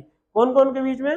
भोपाल के नवाब नजर मोहम्मद खान और अंग्रेज शासकों के बीच होती है। ठीक, चलो अब भोपाल में बेगमों का शासन आता है, भोपाल का स्वर्ण युग शुरू हो जाता है। ये 4 कंटिन्यू महिलाएं भोपाल पर शासन करेंगी। ठीक, और भोपाल की जो है पूरे ताने बाने को, पूरे प्रशासन को चेंज कर देंगी। देखते हैं क्या क्या काम किए इन्होंने। तो बेगमों का शासन 1818 से 1926 तक रहता है। 1926 के बाद हमीदुल्ला शासक बन जाते हैं। ठीक, देखते हैं।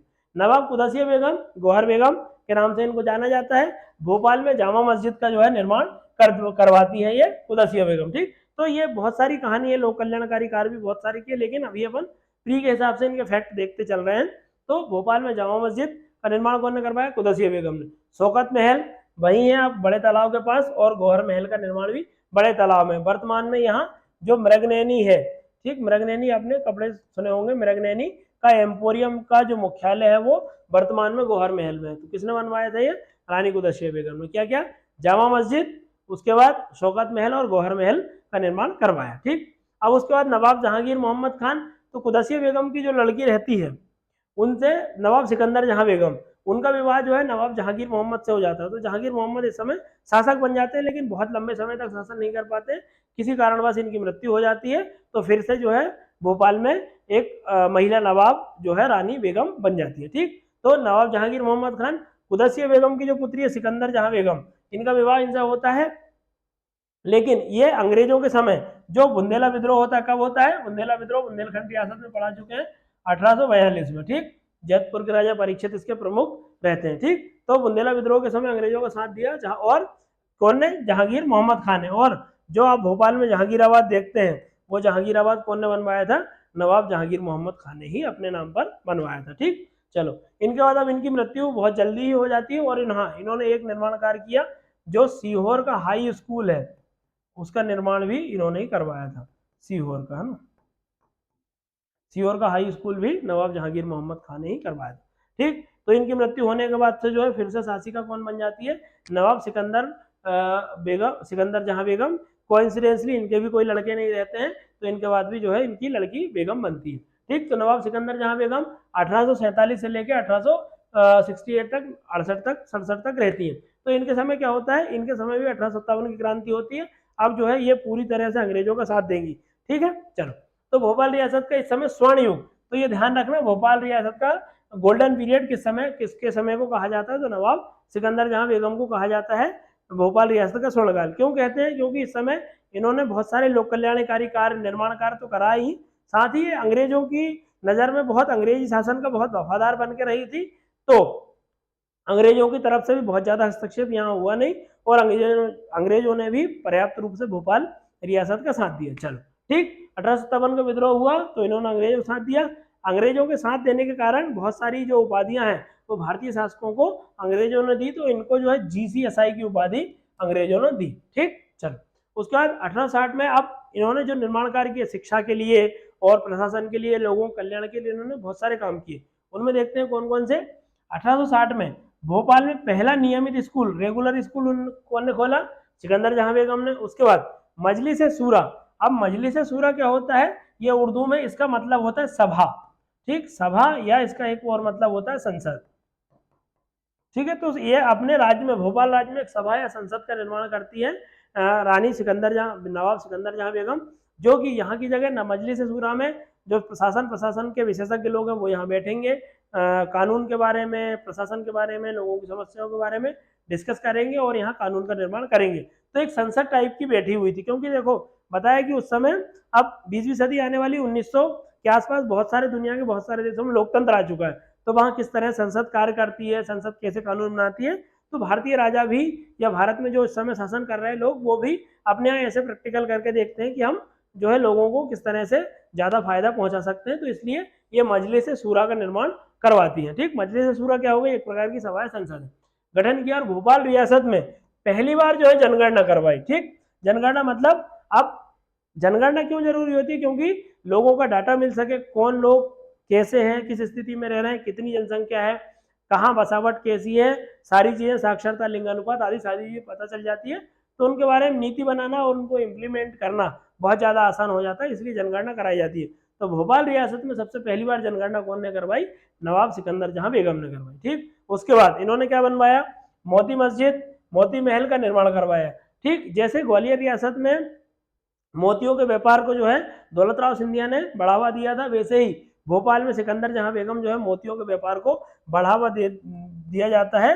ठीक, और इनका घर का नाम भी मोतीबाई रहता है, इसलिए ये मोती मस्जिद, मोती महल का निर्माण अपने ही नाम से करवाती है। ठीक, उसके बाद इन्होंने सिकंदरी प्रिंटिंग प्रेस का निर्माण करवाया, तो जो पाठ्य पुस्तक के पेपर है वो यहीं से निकला करते थे। ठीक, तो ये हो गई नवाब सिकंदर जहां बेगम, इंपॉर्टेंट है। उसके बाद आती है शाहजहां बेगम। ठीक है, शाहजहां बेगम 1844 तक कुछ समय बनती है, लेकिन ये मतलब इनकी एज ज्यादा नहीं होती है, तो इस समय सिकंदर जहां बेगम ही शासन कर रही होती है, और जब वो अंग्रेजों की मदद करने लगती है तो अंग्रेज पूरी तरह से उनको शासन बना देते हैं। तो 44 तक इनका छोटा सा कार्यकाल रहता है, लेकिन ये मेन शासक नहीं रहती, केवल अपने मतलब छोटी रहती है, तो संरक्षिका के रूप में सिकंदर जहां बेगम ही शासन करती है। तो इसके बाद जब सिकंदर जहां बेगम की मृत्यु हो जाती है तो 68 से 1901 तक ये शासन संचालन करती है। ठीक, तो अल्पायु होने के कारण के शासन संचालन में तो एक रीजेंसी परिषद मतलब वही ग्रुप ऑफ मेंबर्स होते हैं इसमें, जो कि शासन संचालन करेंगे, और कोई भी बच्चा जो है अल्पवयस्क रहता है तो उसकी तरफ से वो नाम मात्र का शासक रहता है, लेकिन शासन संचालन ये परिषद, रीजेंसी परिषद, या इसको आप मतलब कैबिनेट भी कह सकते हो, या उसको मेंबर ऑफ कैबिनेट और जो है रेसिडेंसी भी कह सकते हो। ठीक, इसके समय प्रधानमंत्री जो है इन्होंने फौजदार मोहम्मद को प्रधानमंत्री बनाया अपना। और अब देखो भोपाल का स्वर्ण युग जो है सिकंदर जहां बेगम के समय हुआ, लेकिन इस समय जो शाहजहां बेगम थी, ये अब देखो इनका जो शासन काल है 19वीं शताब्दी, जो 20वीं शताब्दी है वो आ गई है, तो बहुत सारी चीजें प्रशासन में प्रयोग होंगी, तो इसलिए इनके समय में आधुनिक भोपाल या नए भोपाल की जो है नींव डल जाएगी। भोपाल में बहुत सारे नए नए काम आपको देखने को मिलेंगे। तो आधुनिक भोपाल की नींव किसके समय में डली? रानी बेगम जो है शाहजहां बेगम के समय। ठीक, इन्होंने क्या किया? कपास कारखाना बनवाया शाहजहानाबाद में। ठीक, शाहजहानाबाद भोपाल में ही है। उसके बाद भोपाल इटारसी रेल लाइन, इनके समय जो भोपाल इटारसी रेल लाइन है वो 1844 में सबसे पहले बार रानी शाहजहां बेगम के समय में ही हुई। ठीक, उसके बाद सुलेमानिया स्कूल इन्होंने स्थापित करवाया, सुलेमानिया स्कूल। उसके बाद मदरसा बिल्किसिया, ठीक, एक मदरसे जो मुस्लिम बच्चे वहां पढ़ते हैं, शिक्षा का एक केंद्र होता है मदरसा, उसका मदरसा बिल्किसिया बनवाया। ठीक, उसके बाद विक्टोरिया स्कूल खोला और अपने समय में उम्दत उल अखबार एक इनके समय में चलता था जो कि उर्दू का समाचार पत्र था, उम्दत उल अखबार बनवाया। ठीक, तो इनके समय में क्या क्या बना देख लो। आधुनिक भोपाल की नींव डल गई थी। उसके बाद कपास का कारखाना बनवाया, भोपाल इटारसी रेल लाइन बनी, सुलेमानिया, विक्टोरिया स्कूल और मदरसा बिल्किसिया इन्होंने बनवाया, नवाब शाहजहां बेगम। ठीक, चल उसके बाद इनके समय में सबसे पहले भोपाल का मानचित्र, अब देखो ये भोपाल का मानचित्र बनवाया तो ये आधुनिक थी महिला, तो ये जानती थी कि भोपाल के मानचित्र से लोगों को बहुत सहूलियत होगी और शासन प्रशासन में दृष्टि रखने में भी इंपॉर्टेंट रहेगी। तो सबसे पहली बार मानचित्र यही बना और ये व्यवस्थित रूप से जनगणना भी करवाती है, क्योंकि जनगणना जो है सिकंदर जहां बेगम के समय शुरुआत हो चुकी है, लेकिन वो कहीं ना कहीं अब पहली बार में थोड़ा सा पूरी तरह व्यवस्थित नहीं हो पाती है, तो नवाब शाहजहां बेगम जो है पूरी तरह व्यवस्थित जनगणना करवाती है। ठीक, भोपाल का मानचित्र बनवाया और जनगणना भी करवाती है। ठीक, लेकिन पहली बार जो जनगणना सिकंदर जहां के टाइम पे। ठीक, उसके बाद भोपाल में पुरुषों के लिए अब ये अस्पताल बनवाया, प्रिंस ऑफ वेल्स अस्पताल पुरुषों के लिए और महिलाओं के लिए लेडी लैंसडाउन अस्पताल बनवाया। ठीक, अलग महिलाओं के लिए अलग, पुरुषों के लिए अलग अस्पताल बनवाया। ठीक, और भोपाल रियासत में सबसे पहले टीकाकरण, अब बहुत सारे टीकाकरण का उस समय आविष्कार हो चुका था, तो टीकाकरण भी लगवाना इन्होंने प्रारंभ करवा दिया। ठीक, चलो ये थी शाहजहां बेगम। अब आती है नवाब सुल्तान जहां बेगम, इंपॉर्टेंट है 1901 से 1926 तक। ठीक, तो क्या इनका अन्य नाम भी था, मतलब नवाब सुल्तान जहां बेगम इनको कहा जाता था, इस पदवी के साथ पद पर बैठी। इनका नाम था कैखुसरो, मूल नाम इनको कैखुसरो बेगम था, लोग इनको प्यार से सरकार अम्मा भी कहते थे। ठीक, तो नवाब सुल्तान जहां बेगम या फिर इनका नाम कैखुसरो बेगम और सरकार अम्मा भी कहते हैं, तो ये तीनों नाम ध्यान रखना इन्हीं के हैं। नवाब 1901 से 1926 तक इनका शासनकाल रहा है ना। फिर इन्होंने क्या क्या बनवाया, अपने पुत्र हमीदुद्दौला के नाम पर हमीदिया पुस्तकालय 1900 में बनवाया, सुल्तानिया कन्या महाविद्यालय बनवाया और अंग्रेज शासन ने इनको KCSI की उपाधि दी थी। ठीक, prince of Wales lady club बनवाया इन्होंने, prince of Wales lady club बनवाया और अलीगढ़ मुस्लिम यूनिवर्सिटी की पहली चांसलर बनी थी, ध्यान रखना है ना, इंपॉर्टेंट है। अलीगढ़ मुस्लिम यूनिवर्सिटी कहाँ है? अलीगढ़ में ही है। ठीक, उसकी जो है पहली चांसलर कौन बनी थी? नवाब सुल्तान जहां बेगम बनी थी। और भोपाल में मदरसा, इस समय क्या हुआ था, शिक्षा का बहुत बड़ा केंद्र भोपाल बन चुका था। भोपाल में मदरसे, स्कूल, इंग्लिश स्कूल भी बहुत सारे थे, बालिकाओं के लिए स्कूल, दाईगिरी की शिक्षा के लिए अलग स्कूल, चिकित्सा के लिए अलग स्कूल, इस टाइप के बहुत सारे, मतलब शिक्षा का जो है भोपाल केंद्र बन गया था। तो चूंकि मध्यकाल में आप देखोगे, मध्यकाल में बगदाद जो है ईरान की राजधानी, वहां की जगह जो है एक शिक्षा का केंद्र था, तो इस समय शिक्षा के केंद्र होने के कारण जो भोपाल है उसको भी भारत का बगदाद कहते थे, या बगदाद उल हिंद कहा जाता था। किसको? भोपाल को। किसके समय में? नवाब सुल्तान जहां बेगम के समय में भोपाल को क्या कहा जाता था? बगदाद उल हिंद कहा जाता था, मतलब भारत का बगदाद किसको? भोपाल को कहा जाता था। इन्होंने क्या क्या बनवाया, तो इनके जो निर्माण कार्य आज भी देखे जाते हैं, नूरुस्सबा। ठीक, नूरुस्सबा था उस समय नाम, वर्तमान में इसको सरकार ने अधिग्रहण करके हेरिटेज होटल में बदल दिया है। ठीक, आप कभी जाएंगे उधर बड़े तालाब साइड बैरागढ़ रोड पे, वहाँ हेरिटेज होटल है। उसके बाद सदर मंजिल बनवाई, नगर निगम जो है भोपाल, उसका कार्यालय सदर मंजिल में।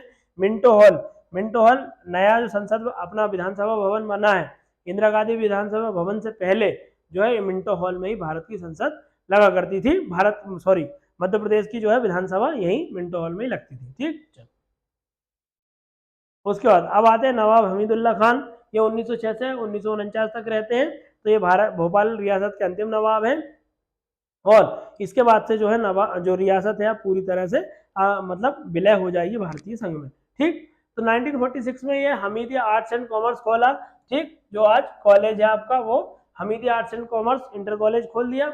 उसके बाद इन्होंने नवाब हमीदुल्ला चैम्बर ऑफ प्रिंसेस, जो नवाब हमीदुल्ला थे, ये चैम्बर ऑफ प्रिंसेस मतलब सारे भारत के जितने भी प्रिंसली स्टेट है उसके राजा महाराज जो रहते थे, वो उनकी एक समिति बनाई थी कि किसी तरह भारत में नहीं मिलना है अपने को, और जो प्रजा आंदोलन कर रही है इन रियासतों की, उनको दबाना है। तो ऐसी चैम्बर ऑफ प्रिंसेस बनाई थी, उसके स्थायी समिति के सदस्य बने थे कौन, नवाब हमीदुल्ला, और इन्होंने भारत में विलय अपना कर दिया, हालांकि बहुत मुश्किल से किया। ठीक, भोपाल रियासत भारत में विलय की आवाज सबसे पहले इंडिया स्टेट्स पीपल्स कॉन्फ्रेंस एक संस्था थी उस समय, उन्होंने 1937 में उठाई थी कि जो भोपाल रियासत इसको अलग नहीं रहना चाहिए, भारत के संघ के साथ इसका विलय कर दिया जाना चाहिए। तो ये कौन सी थी, इंडिया स्टेट्स पीपल्स कॉन्फ्रेंस 1937 में इन्होंने बोला था कि भोपाल रियासत का जो है विलय भारतीय संघ में हो जाना चाहिए। ठीक, उसके बाद 1938 में यहाँ राज्य प्रजामंडल बनी। ये प्रजामंडल क्या होती है, प्रजामंडल एक तरह की समितियां होती है जो कि जहां जहां भी भारत में रियासतें थी, जैसे ग्वालियर हो, इंदौर हो, या फिर भोपाल हो, या कोई सी भी जैसे अवध की रियासतें हो, निजाम हैदराबाद की रियासतें हो, रतलाम हो, सारी जगह पे जो वहां की प्रजाओं ने मिलकर एक प्रजामंडल बनाया था, उसकी भारत मध्य प्रदेश में भोपाल में स्थापना 1938 में राज्य प्रजामंडल की स्थापना यहाँ हुई। इसके अध्यक्ष कौन बने, चतुर नारायण बने, एक चतुर नारायण मालवीय, और उसके बाद जो साकिर अली खान, ये अध्यक्ष रहे दोनों, चतुर नारायण मालवीय और साकिर अली खान। फिर 1 जून 1949 को जो है बहुत ना नुकुर के बाद, बहुत मनाने के बाद, धमकी देने के बाद 1 जून 1949 को भोपाल को जो है भारतीय रियासत में विलय करके मध्य प्रदेश के अंतर्गत समूह सी, ठीक, पार्ट सी के रूप में भोपाल रियासत का जो है विलय कर लिया गया। तो भोपाल रियासत किस रूप में भारतीय संघ में रखी गई थी या मध्य प्रांत में रखी गई थी, तो पार्ट सी के अंतर्गत। ठीक है, तो क्या हुआ था, नवाब हमीदुल्ला खान जो है पूरी तरह से नहीं चाह रहे थे कि जो है भोपाल रियासत का भारतीय संघ में विलय हो। क्या चाह रहे थे ये चाह रहे थे सबसे पहले कि भोपाल जो है वो स्वतंत्र रहे, हमको भारतीय संघ में विलय नहीं करना है। ठीक, फिर दूसरी चीज क्या है, ये जिन्ना से मिल लिए थे, तो ये चाह रहे थे कि भारत जो भोपाल का जो विलय है वो किसी तरह जो है पाकिस्तान में हो जाए। ठीक, तीसरा, इन्होंने पूरी भारतीय रियासतों को एक नया विकल्प दे दिया था कि हम एक फेडरेशन बनाते हैं, एक फेडरेशन का निर्माण करते हैं कि जो सारी रियासतें हैं मिला के एक संघ बनाएंगी और अपने अपने हिसाब से अपनी रियासतों का शासन चलाती रहेंगी। लेकिन जो है हमारे उस समय के प्रधानमंत्री नेहरू और पटेल गृह मंत्री जो है बिल्कुल नहीं चाहते थे कि भारत में कोई भी रियासत रहे और कोई भी राजा रहे या किसी प्रकार की उच्चावच व्यवस्था रहे। भारत में एक तरह एक समान लोकतंत्र की व्यवस्था होनी चाहिए, सभी में समानता स्वतंत्रता, ऐसे मूल्य जो है हमारे संविधान में हमने शामिल कर चुके थे। तो नवाब हमीदुल्ला सहज में तो माने नहीं, लेकिन अब चूंकि वो भी भोपाल भी ऐसी जगह है कि भारत के मध्य में स्थित है, अब वो भूमि का टुकड़ा है, वो उठ के तो जा नहीं सकता, तो फिर नवाब हमीदुल्ला खां को मजबूरी में विलय करना ही पड़ा। ठीक, तो इस तरह से भोपाल रियासत का जो है विलय भारत में हो गया था। ठीक, तो किस उसके अंतर्गत हुआ था, किस रूप में हुआ था, तो पार्ट सी के अंतर्गत है ना। चलो, उसके बाद आप भोपाल का जलियांवाला बाग कांड, आपने हत्याकांड सुना होगा। भोपाल का जलियांवाला बाग मतलब जलियांवाला का बाग जो है पंजाब में है, वहां जैसी अंग्रेजों के द्वारा हत्या की गई थी वैसी ही लोगों की हत्या जो है भोपाल में भोपाल की नवाबी सेना के द्वारा की गई थी। तो इसलिए भोपाल को इस भोपाल की जगह को जलियांवाला बाग का हत्याकांड कहा जाता है इसको। ठीक, तो ये कब हुई थी, 14 जनवरी 1949 को हुई। इस समय मकर संक्रांति के दिन हुई थी। रायसेन जिले का एक बोराज गांव है, कहाँ पड़ता है, रायसेन जिले में बोराज गांव, ये नर्मदा जी के किनारे है बोराज गांव। यहाँ की जगह कुछ लोग जो है भारतीय राष्ट्र के समर्थक थे और जो नवाब की सेना थी वो ऑब्वियस है इसके अपोजिट थी और वो चाह रही थी कि भोपाल का विलय भारत में नहीं हो। तो ये जो कुछ लोग हैं वो लोग भारत का झंडा लेके फहराने की कोशिश कर रहे थे वहां, तो वहां सेना आई और इन पर गोलियां चला दी। इससे क्या हुआ, 6 लोग मर गए यहाँ की जगह। ठीक, तो 6 लोग शहीद हो गए, इसलिए इस पूरे कांड को जो है भोपाल का जलियांवाला बाग हत्याकांड कहा जाता है। तो कब हुआ था, ध्यान रखना, 14 जनवरी 1949 को। ऐसे ही मध्य प्रदेश के जलियांवाला बाग भी हत्याकांड कहा जाता है। आप कमेंट करके बताओगे कहाँ, छतरपुर में एक जगह है, वहां की जगह से। ठीक, चलो, तो ये भोपाल रियासत हो गई। अब यहाँ क्या क्या बनवाया, निर्माण कार्य में कुछ देख लेते हैं। तो नवाब शाहजहां बेगम द्वारा ताजुल मस्जिद, ये ताजुल मस्जिद जो है भारत की सबसे बड़ी मस्जिद है, मतलब बड़ी इन द सेंस यहाँ बैठने वालों की संख्या, जो इसका कॉरिडोर है वो बहुत बड़ा है, मतलब भारत में सबसे बड़ा है। ठीक, तो यहाँ नवाब शाहजहां बेगम द्वारा ताजुल मस्जिद बनवाई जो कि भारत की सबसे बड़ी मस्जिद है। ठीक, और बता चुका भोपाल में ही यहाँ सबसे छोटी मस्जिद है 2.5 सीढ़ी मस्जिद, जो कि किसने बनवाई थी, दोस्त मोहम्मद खान है ना।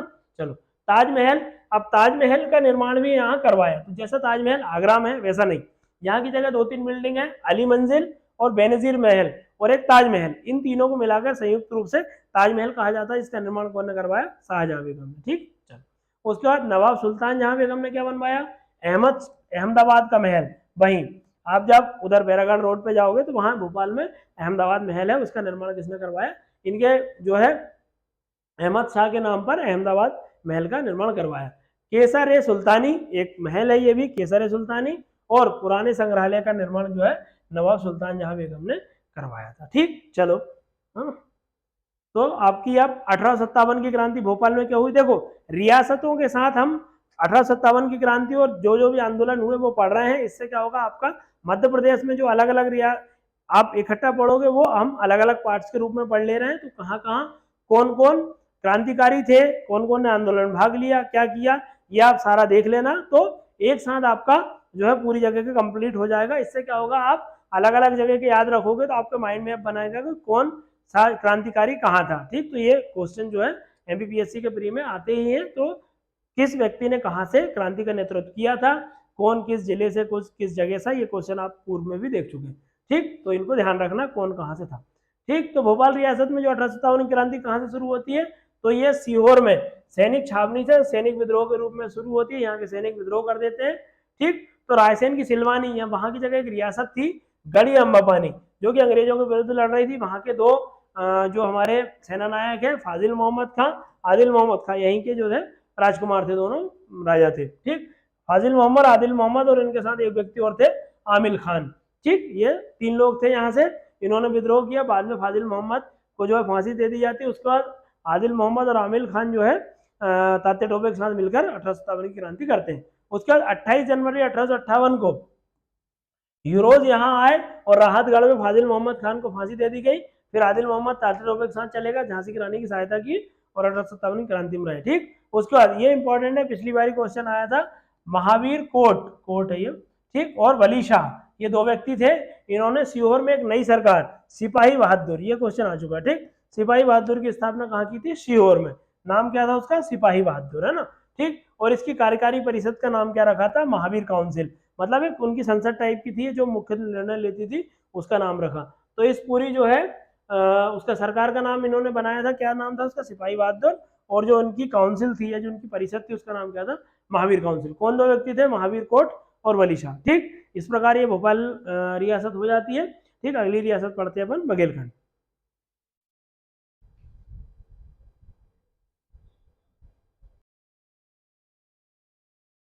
चलो, ये भोपाल रियासत हो गई है। ठीक, इसके बाद हम पढ़ते हैं बघेलखंड रियासत। ठीक, इंपॉर्टेंट रियासत है, यहाँ के शासकों ने बहुत मतलब ऐसे काम किए हैं जो क्वेश्चन में आ सके। ठीक, चलो उसके बाद बघेलखंड रियासत का देखते हैं प्रादुर्भाव, उद्भव कहाँ से हुआ। तो बघेलखंड रियासत के शासक हैं अपने सरनेम में बघेल लगाते हैं, मतलब एक प्रकार से हम इनको राजपूतों की एक शाखा के रूप में ही देख सकते हैं, बघेल राजपूत। ठीक, तो बघेल ये चालुक्य सोलंकी वंश, जो कि गुजरात में चालुक्य सोलंकी वंश राजपूत वंश की एक शाखा थी, वहां से इनका उद्भव माना जाता है। तो उन्होंने जो अनिलवाड़ा गुजरात, इनकी कौन की चालुक्य सोलंकी वंशों की राजधानी हुआ करती थी, वहां से एक शासक थे कुमारपाल सोलंकी, उनने अर्णोराज, एक इनके मौसेरा भाई कह सकते हैं, कुमारपाल ने अपने मौसेरा भाई अर्णोराज को बघेलवारी, या जिसको बघेलवारी कहते हैं या फिर व्याघ्रपल्ली के नाम से जाना जाता है, कि सामंती सौंपी कि भाई मैं जो है अनिलवाड़ा में शासन कर रहा हूँ। कुमारपाल ने बोला कि मैं अनिलवाड़ा में शासन कर रहा हूँ और तुम मतलब अर्णोराज बघेलवारी या व्याघ्रपल्ली की सामंती ले लो और वहां शासन करो। ठीक, फिर अर्णोराज के बाद एक सबसे इंपॉर्टेंट इनके लड़के आते हैं लवण प्रसाद, या फिर जिनको व्याघ्रपल्ली है या फिर व्याघ्रदेव कहते हैं। ठीक, इंपॉर्टेंट है, ध्यान रखना, व्याघ्रदेव के नाम से ही जाना जाता है। इनको मूल नाम जो है लवण प्रसाद भी कहते हैं। तो ये व्याघ्रपल्ली या बघेलवारी जगह पर शासन करने के कारण ही इनका नाम व्याघ्रदेव या व्याघ्रपल्ली पड़ा, जिसको इनका मूल नाम जो है लवण प्रसाद था। ठीक, चलो तो इनको बघेलवारी का शासक बनाया गया। तो इनके बाद से ही मतलब जो बघेलखंड के मूल या पितृ पुरुष कहे जाते हैं वो है बघेल व्याघ्रदेव। ठीक, तो ये कहाँ से किनकी शाखा, ये ध्यान रखना, चालुक्य सोलंकी वंश की ये शाखा थी जो कि अनिलवाड़ा गुजरात में शासन कर रहे थे।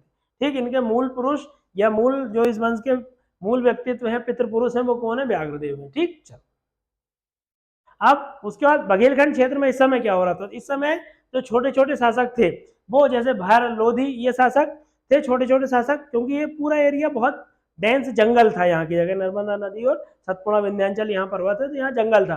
तो यहाँ छोटे छोटे शासक जैसे भैर लोधी आदि शासकों में लड़ाई चल रही थी। तो इस समय जो व्याघ्रदेव के दो पुत्र हैं वो बीसल देव और भीमल देव, बड़े लड़के का नाम बीसल देव और भीमल देव, ये इन्होंने क्या किया, इन लड़ाई में ये आते हैं। और यहाँ की जगह भर जो शासक है, भर और लोधी की लड़ाई चल रही है, तो भर शासकों को जो है यहाँ साथ देते हैं, उनका साथ देते हैं कि हम तुम्हारी तरफ से लड़ेंगे, ठीक, और वो जीत जाते हैं। इनके कारण कौन, भीमल देव और बीसल देव के कारण भर शासक जीत जाते हैं। तो ये खुश हो जाते हैं कि चलो हम जीत गए। तो भर शासक जो है बीसल देव और भीमल देव को क्या है, गहोरा, ये चित्रकूट के पास पड़ता है, पड़ती है जगह गहोरा। कहां पड़ती है, चित्रकूट, है ना, चित्रकूट के पास गहोरा पड़ती है। वहां की सामंती इनको देते हैं कि तुम ये गहोरा रखो, इसके आसपास के क्षेत्र में तुम शासन करो, और इनको ठाकुर की उपाधि दे देते हैं, ठीक। तो कौन देते हैं, भर शासक। तो ये साम्राज्य, बघेलखंड का साम्राज्य बीसल देव भीमल देव को किसके द्वारा मिला, भर शासकों के द्वारा मिला, और इनको सामंती प्रदान की गई गहोरा की। तो गहोरा ही इनकी पहली राजधानी जो है बन जाएगी, ठीक, और उनको क्या है, ठाकुर की उपाधि दी, है ना। चलो अब आते हैं भीमल देव। तो देखो अब इनमें दो चीजों में अंतर समझना, जो आपका है भीमल देव, ये दो चीजें हैं इसमें, भीमल देव है और एक व्याघ्र देव है, ठीक। अब इसमें ये है कि यहां बघेलखंड में बघेल वंश की स्थापना किसने की, बघेल राजवंश की स्थापना किसने की, बघेल रियासत की स्थापना किसने की, तो ये भीमल देव है, ठीक। लेकिन अगर इनके पुत्र पुरुष पूछे जाए, मुख्य संस्थापक पूछे जाए, या प्राचीन समय में किसने की, तो वो कौन थे, व्याघ्रदेव। इन दोनों में अंतर समझना, इन्होंने साम्राज्य की स्थापना की, रियासत की स्थापना की, राजवंश की स्थापना की, लेकिन बघेल राजवंश के संस्थापक कौन है, तो वो व्याघ्रदेव, ठीक। उसके बाद इन्होंने, भीमल देव ने जो है स्थापित किया, राजधानी बनाई। इनका कोई राज्य नहीं था, कोई वो नहीं था, केवल एक सामंत पर थे। तो लेकिन बघेल यहाँ से उत्पन्न हुए, इसलिए इनको पितृपुरुष माना जाता है व्याघ्रदेव का, ठीक। तो व्याघ्रदेव संस्थापक हैं इस राजवंश के। लेकिन यहाँ राज्य किसने स्थापित किया, बघेलखंड में राज्य की, राजवंश की स्थापना किसने की, तो वो भीमल देव, ठीक। चलो 1236 में गहोरा, चित्रकूट में बघेल वंश की जो है इन्होंने स्थापना की, ठीक। तो बघेल वंश की स्थापना किसने की, गहोरा में, चित्रकूट में, जिसको राजधानी बनाया 1236 में भीमल देव, ठीक। भीमल देव इंपॉर्टेंट है ना। चलो इन दोनों में अंतर समझ लेना है ना, जहां क्वेश्चन की भाषा को समझ के आप दोनों में आंसर आराम से लगा सकते हो। फिर अनिक देव या रानिंग देव आते हैं, इंपॉर्टेंट शासक है। इन्हें वीर भानुदेव काव्यम, ये कवि माधव में ना रानिंग देव को पहला शासक बताया गया। मतलब भीमल देव तो जो है भर शासकों की सामंती के रूप में रहते थे, लेकिन जो थोड़े से बड़े क्षेत्र में कौन शासन करते, रानिंग देव है, अनिक देव। तो वीर भानुदेव काव्यम, कवि माधव इसके लेखक हैं वीर भानुदेव काव्यम के। और ये वीर भानु बघेल के समय में रहते हैं कवि माधव, उन्होंने एक पुस्तक लिखी है वीर भानुदेव काव्यम। उसमें ये लिखा गया है कि अनिक देव, जिनको रानिंग देव के नाम से जाना जाता है, वो यहाँ के पहले शासक हैं। लेकिन पहले शासक कौन है, मतलब ये पुस्तक में लिखा पहला शासक ये है, लेकिन है कौन, भीमल देव, है ना। चलो उसके बाद बुल्लार देव आते हैं, इंपॉर्टेंट शासक है। बघेलखंड में पहली बार स्वतंत्र, स्वायत्त और संप्रभु शासन की स्थापना कौन करते हैं, बुल्लार देव। तो बुल्लार देव जो है ये पहली बार क्या करते हैं, महाराजा धीराज की उपाधि धारण करते हैं। अब महाराजा धीराज की उपाधि धारण करने का मैंने राजवंशों में भी कॉन्सेप्ट बताया था, क्या है कि ये किसी भी प्रकार के राजा के अधीन नहीं रहते हैं, अपनी स्वतंत्र स्वायत्त संप्रभु सत्ता की स्थापना कर देते हैं। इसलिए ये जो है महाराज की जो है उपाधि धारण कर लेते हैं, ठीक। चल है ना, उपाधि धारण करने वाले पहले शासक बुल्लार देव, ये ध्यान रखना इंपॉर्टेंट है, बुल्लार देव, है ना। तो महाराज की उपाधि धारण करने वाले पहले शासक है। उसके बाद फिरोज शाह तुगलक के समकालीन रहते हैं, ना। चलो उसके बाद आते हैं वीरमदेव बघेल। वीरमदेव बघेल इंपॉर्टेंट शासक है। इन्होंने बांधवगढ़ के किलों को जीता। बांधवगढ़ का किला ये भी भारत के उन किलों में संबंधित है जिनके आज तक जो है, वैसे तो कहा जाता है कि व्याघ्रदेव ने बनवाए थे, लेकिन पूरी तरह से ये मतलब सर्टिफाइड नहीं है कि इन्होंने ही बनवाया था। तो इनके बनवाने वाले का पता नहीं है, और इतना मजबूत किला है कि आज भी खड़ा है। और भारत के जो है बहुत सारे शासक ने बघेलखंड को बांधवगढ़ के किले को जीतने का प्रयास किया, लेकिन वो अजय किला रहा, कोई जीत नहीं पाया, ठीक। अब वीरमदेव बघेल की एक उपाधि थी युग का नीरम, ठीक। युग का नीरम मतलब तत्कालीन समय का नीरम। नीरम एक ईरानी पहलवान था, नीरम उसके नाम पे ऐसे ही पहलवान ये वीरता दिखाने के कारण वीरमदेव को भी युग का नीरम कहा जाता था। और ये वर्णन कहाँ मिलता है आपको, तारीख ए मोहम्मदी एक पुस्तक है उसमें मिलता है, जिसमें वीरमदेव को युग का नीरम कहा गया है। और जौनपुर के शासक इब्राहिम शाह शर्की से इस समय इन्होंने मित्रता की। तो इब्राहिम शाह शर्की जौनपुर के शासक थे, इंपॉर्टेंट शासक है। इनके समय में हिंदी का स्वर्णकाल कहा जाता है। और इस समय जो है जौनपुर यूपी का जिला है आज वर्तमान में, इतना विकसित हो गया था कि इनके समय में जो जौनपुर को यूपी का मतलब भारत का सिराज कहा जाता था, ठीक। अब आते हैं भैद चंद्र बघेल। इनके समय में क्या हुआ? भैद चंद्र बघेल के समय में तो कुछ नहीं हुआ है, बहलोल और लोधी का जो आक्रमण हुआ। अब इस समय देखो, इसके पहले के जो शासक थे कौन? बीरमदेव। अब इन्होंने सरकी साम्राज्य जो है जौनपुर का, उनसे मित्रता कर ली। तो अब यहाँ दिल्ली सल्तनत है, वहां की जगह के जो लोधी शासक है, लोधी वंश का शासन चल रहा है, तो वो इनसे रुष्ट हो जाएंगे कि तुम उनसे दोस्ती कर रहे हो, हमसे दुश्मनी है, तो ये इन पर अटैक करेंगे, क्योंकि सरकी साम्राज्य और लोधी वंश का जो है आपस में दुश्मनी थी, तो इनकी दोस्ती ये है। तो दुश्मन का दुश्मन दोस्त होता है, इस टाइप से। ठीक, तो वो बहलोल लोधी और सिकंदर लोधी जो है वैद चंद्र के टाइम पे अटैक करते हैं। ठीक, उसके बाद सबसे इंपॉर्टेंट शासक आते हैं बघेलखंड रियासत के वीर सिंह देव बघेल। वीर सिंह देव बघेल इंपॉर्टेंट है, क्योंकि अभी इनसे रिलेटेड 2020 में क्वेश्चन पूछा गया था इनकी राजधानी से रिलेटेड, है ना। तो 1500 से 1535 तक ये शासक रहे। अब इन्होंने क्या किया? सरकी साम्राज्य जो कि कमजोर हो चुका था, बहलोल लोधी ने उनको जीत लिया था, तो ये अब सिकंदर लोधी से ही दोस्ती का हाथ बढ़ाते हैं, सिकंदर लोधी से मित्रवत व्यवहार कर लेते हैं। और इन्होंने संग्राम शाह को भी संरक्षण दिया। जब संग्राम शाह अपने पिता अर्जुन देव की हत्या कर देते हैं, तो उस समय वीर सिंह देव इन पर अटैक करते हैं, लेकिन वीर सिंह देव इससे क्षमा याचना करते हैं कि बोले कि आपके पुत्र के समान ही है, तो फिर वीर सिंह देव इनको क्षमा कर देते हैं। बहुत प्रतापी शासक होते हैं उस समय। तो तुजो के बाबरी, बाबर ने भी भारत के श्रेष्ठ शासकों में वीर सिंह देव का उल्लेख किया है, इसलिए इंपॉर्टेंट हो जाते हैं। तो उस समय जो तुजो के बाबरी है, उसमें बाबर भारत में 3 शासकों का जो है महत्वपूर्ण रूप से उल्लेख करते हैं, जिसमें वीर सिंह देव उत्तर भारत के एक महत्वपूर्ण शासक या शक्तिशाली शासक के रूप में इनका वर्णन करते हैं। दूसरे, दक्षिण में विजयनगर साम्राज्य में कृष्णदेव राय का, और बंगाल में नुसरत शाह, ये 3 भारत के प्रमुख शासक, और मेवाड़ में जो है राणा प्रताप का वर्णन ये भारत के प्रतापी शासकों में करते हैं कि ये बहुत शक्तिशाली शासक हैं उस समय के। ठीक, तो वीर सिंह देव बघेल का उल्लेख तुजो के बाबरी में था, बाबर और सिकंदर लोधी के और इब्राहिम लोधी के समकालीन रहते हैं। ठीक, चलो अब ये क्या करते हैं? देखो, वीर सिंह देव बघेल जो है ये भी राजपूतों की मतलब शाखा के शासक है। बघेल जो है राजपूतों के शासक, मतलब उन्हीं के एक वंशज के रूप में है। तो ये खानवा के युद्ध में जब बाबर और राणा सांगा में लड़ाई होती है, तो उस समय ऑब्वियसली है कि ये राणा सांगा का साथ देंगे, अपने राजपूत भाई का साथ देंगे। लेकिन राणा सांगा जो है खानवा के युद्ध में हार जाते हैं। तो उसके बाद जो वीर सिंह देव है वो बाबर की ओर अपना जो है मतलब कर लेते हैं कि बाबर से दोस्ती कर लेते हैं, ताकि जो है बाबर एक सत्ता स्थापित करेगा। तो कहीं ना कहीं इनके वीर सिंह देव से बाबर भी डर रहा है, वीर सिंह देव से, कि कहीं ये मुगल साम्राज्य पर आक्रमण ना कर दे। तो वो दोनों के ही प्रयासों से वीर सिंह देव और बाबर की दोस्ती हो जाती है, तो वो आगे तक चलती है। ठीक, उसके बाद वीर भानु बघेल इंपॉर्टेंट शासक है। ये हुमायूं और शेरशाह सूरी के समकालीन रहते हैं, क्योंकि वीर सिंह देव के टाइम से भी बाबर और वीर सिंह देव की जो है यहाँ की जगह दोस्ती हो गई थी, तो वीर भानु बघेल भी हुमायूं का शासन में साथ देंगे। तो लेकिन शेरशाह सूरी मुगल साम्राज्य पर आक्रमण करते हैं, हुमायूं को हरा देते हैं चौसा के और कन्नौज के युद्ध में। चौसा का युद्ध 1539 और कन्नौज का युद्ध 1540, इन दोनों ही युद्धों में जो है इनको हार मिलती है, किसको? हुमायूं को। लेकिन हुमायूं की तरफ से कौन? वीर भानु बघेल लड़ते हैं। लेकिन अब शेरशाह सूरी को पता चल जाता है कि वीर भानु बघेल ने हुमायूं का साथ दिया, तो फिर ये इस पे अटैक करते हैं। इस पे जब अटैक करते हैं तो ये अपना बांधवगढ़ का किला छोड़ के कहाँ चले जाते हैं? कालिंजर के किले पे। कालिंजर के किले चले जाते हैं, और कालिंजर में इस समय चंदेल वंश के शासक जो है वो कीरत राय चंदेल ये शासन कर रहे होते हैं, जिनका संरक्षण देते हैं। इसी समय जब वीर भानु बघेल पर वो कालिंजर में आक्रमण कर रहे होते हैं, उसी समय गोला फटने के कारण जो है शेरशाह सूरी, यहीं के बाद उनकी मृत्यु हो जाती है। उनका शेरशाह सूरी का जो है आखिरी युद्ध होता है। ठीक, तो इस टाइप से ये वीर भानु बघेल हैं। ठीक, ये ध्यान रखना कि किसके समय में थे। और हाँ, एक इंपॉर्टेंट चीज कि इनके समय में कवि माधव को इन्होंने अपने राज्य में संरक्षण दिया, और जिससे बघेलखंड जो है राजवंश की जानकारी मिलती है। ऐसी पुस्तक वीर भानुदय काव्यम की रचना किसने की थी? कवि माधव ने, ध्यान रखना। ठीक, तो वीर भानु बघेल ने उन्हीं के नाम पर यह पुस्तक लिखी और उन्होंने उनको संरक्षण दिया था।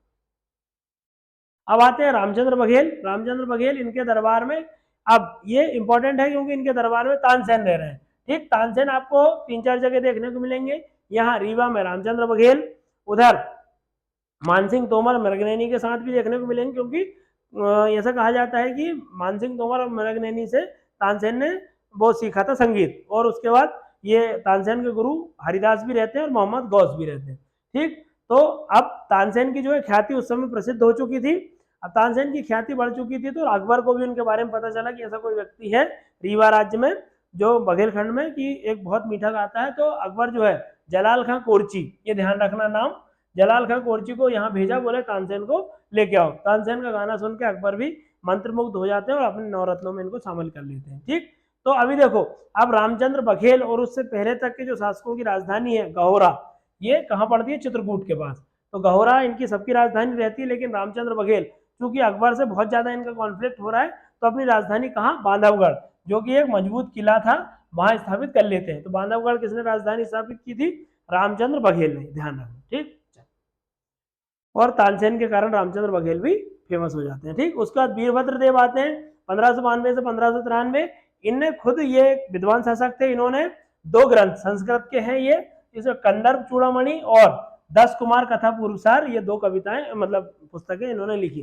कंदर्प चूड़ामणि और 10 कुमार कथा पूर्वसार इन्होंने लिखी। ठीक, उसके बाद इनके दरबार में जो है पद्मनाभ मिश्र लिख रहते थे, उन्होंने वीरभद्र देव चंपू इनके नाम पे ही लिखी। वीरभद्र देव के नाम पे एक पुस्तक है पद्मनाभ मिश्र द्वारा लिखी गई, वीरभद्र देव चंपू। ठीक, चलो उसके बाद आते हैं विक्रमजीत बघेल, इंपॉर्टेंट है। राजधानी इन्होंने अब बांधवगढ़ से कहां लेकर? रामचंद्र बघेल ने, देखो पहले राजधानी थी गहोरा, गहोरा के बाद रामचंद्र बघेल इसको कहां ले जाते हैं? बांधवगढ़। बांधवगढ़ के बाद जो है विक्रमजीत बघेल कहां ले आते हैं? आपके रीवा ले आते हैं, और रीवा के बाद से ही इनकी परमानेंट राजधानी हो जाती है, और इसके बाद से अब कहीं चेंज नहीं होगी। तो ये क्रम है राजधानियों का। ठीक, चलो विक्रमजीत बघेल 1599 1624 तक रहते हैं, बांधवगढ़ को राजधानी, बांधवगढ़ से कहां ले जाते हैं? रीवा। ठीक, उसके बाद बांधवगढ़ को जो है आप सैन्य मुख्यालय के रूप में अपना परिवर्तित कर देंगे। ठीक, चलो अब भाव सिंह बघेल आते हैं। भाव सिंह बघेल इंपॉर्टेंट है, इन्होंने रीवा में मृत्युंजय का मंदिर बनवाया, और इन्हीं के समय से मृत्युंजय का मेला भी रीवा में लगता है। इन्हीं, भगवान महाकाल का मंदिर है, भगवान शंकर का मंदिर है, मृत्युंजय का मंदिर, और यहीं से मृत्युंजय का मेला भी लगता है। ठीक, रानी तालाब बनवाया रीवा में, अपने दरबार में नवरत्न। देखो आप यहाँ, आप इस समय अकबर के समय तो आप नवरत्न देखेंगे, लेकिन बघेलखंड में एकमात्र शासक भाव सिंह ऐसे होते हैं जो अपने यहाँ 9 विद्वानों को संरक्षण देते हैं, और उनको नवरत्न कहा जाता है। ठीक, तो नवरत्नों को संरक्षण किसने दिया? भाव सिंह ने। महामृत्युंजय का मेला लगता है और मंदिर भी इन्होंने बनवाया। ठीक, और इनके समय में एक लेखक थे रूपाणी शर्मा, ये बहुत इंपॉर्टेंट पुस्तक है, बघेल वंश वर्णम। ये किसने लिखी है? रूपाणी शर्मा ने लिखी है। किसके समय में? भाव सिंह बघेल रीवा के शासक के समय लिखी गई है। ठीक, अब अवधूत सिंह बघेल आते हैं, तो ये हमने बुंदेला रियासत पढ़ी थी तब भी पढ़ा था। अवधूत सिंह बघेल, इनके समय में जो है हृदय शाह, जो कि छत्रसाल के उत्तराधिकारी रहते हैं, छत्रसाल के बाद शासक बनते हैं, वो रीवा पर अटैक करते हैं और अधिकार कर लेते हैं रीवा पर, और रीवा में क्या बनवाते हैं? बुंदेली दरवाजा। बुंदेली दरवाजा का निर्माण यहाँ की जगह रीवा में करवाते हैं। ठीक, जिसको आगे चल के इस बुंदेली दरवाजा को रघुराज सिंह जो है तुलवा देते हैं। ठीक, चलो अब आते हैं जयसिंह बघेल। जयसिंह बघेल अब इंपॉर्टेंट है। जयसिंह बघेल के समय क्या हो रहा है? अब देखो 2-3 चीज चल रही है इस समय। मराठों का उद्भव हो रहा है, मराठों के साथ साथ इन्हीं के जो दक्षिण भारत के जो थे, एक मतलब कबीलाई जनजाति थी, जो कि ऐसे ही लूटपाट करना, अटैक करके जो है अपना जीवन चलाती थी, और उनको क्या कहते थे? पिंडारी बोलते थे। तो मराठे और पिंडारियों के डर से, जो करीम खान थे पिंडारियों के नेता थे, ठीक, उनके समय में बार बार अटैक हो रहे थे बघेलखंड रियासत पे। तो इन अटैकों से और मराठों के साम्राज्य विस्तार की नीति के भय से जो है जयसिंह बघेल 1812 में, ठीक, ये डेट ध्यान रखना, 1812 में जो है रीवा राज्य पर अटैक करते हैं। उसके भय से जयसिंह ने अंग्रेजों से बांदा की संधि, जिसको क्या सुरक्षा संधि या सहायक संधि कहते हैं, कर ली। किस नाम से जानी जाती है? बांदा के नाम से, बांदा संधि के नाम से। बांदा में बैठकर की थी, मतलब बांदा में अंग्रेज और ये लोग मिले, वहां संधि कर ली, इसलिए इसको क्या कहा जाता था? बांदा संधि कहा जाता था। कब हुई थी? 1812 में। किसने की थी? जयसिंह ने, जयसिंह बघेल ने। तो इस समय आप रीवा रियासत, बघेलखंड रियासत जो है आप पूरी तरह किसके अंडर में आ जाती है?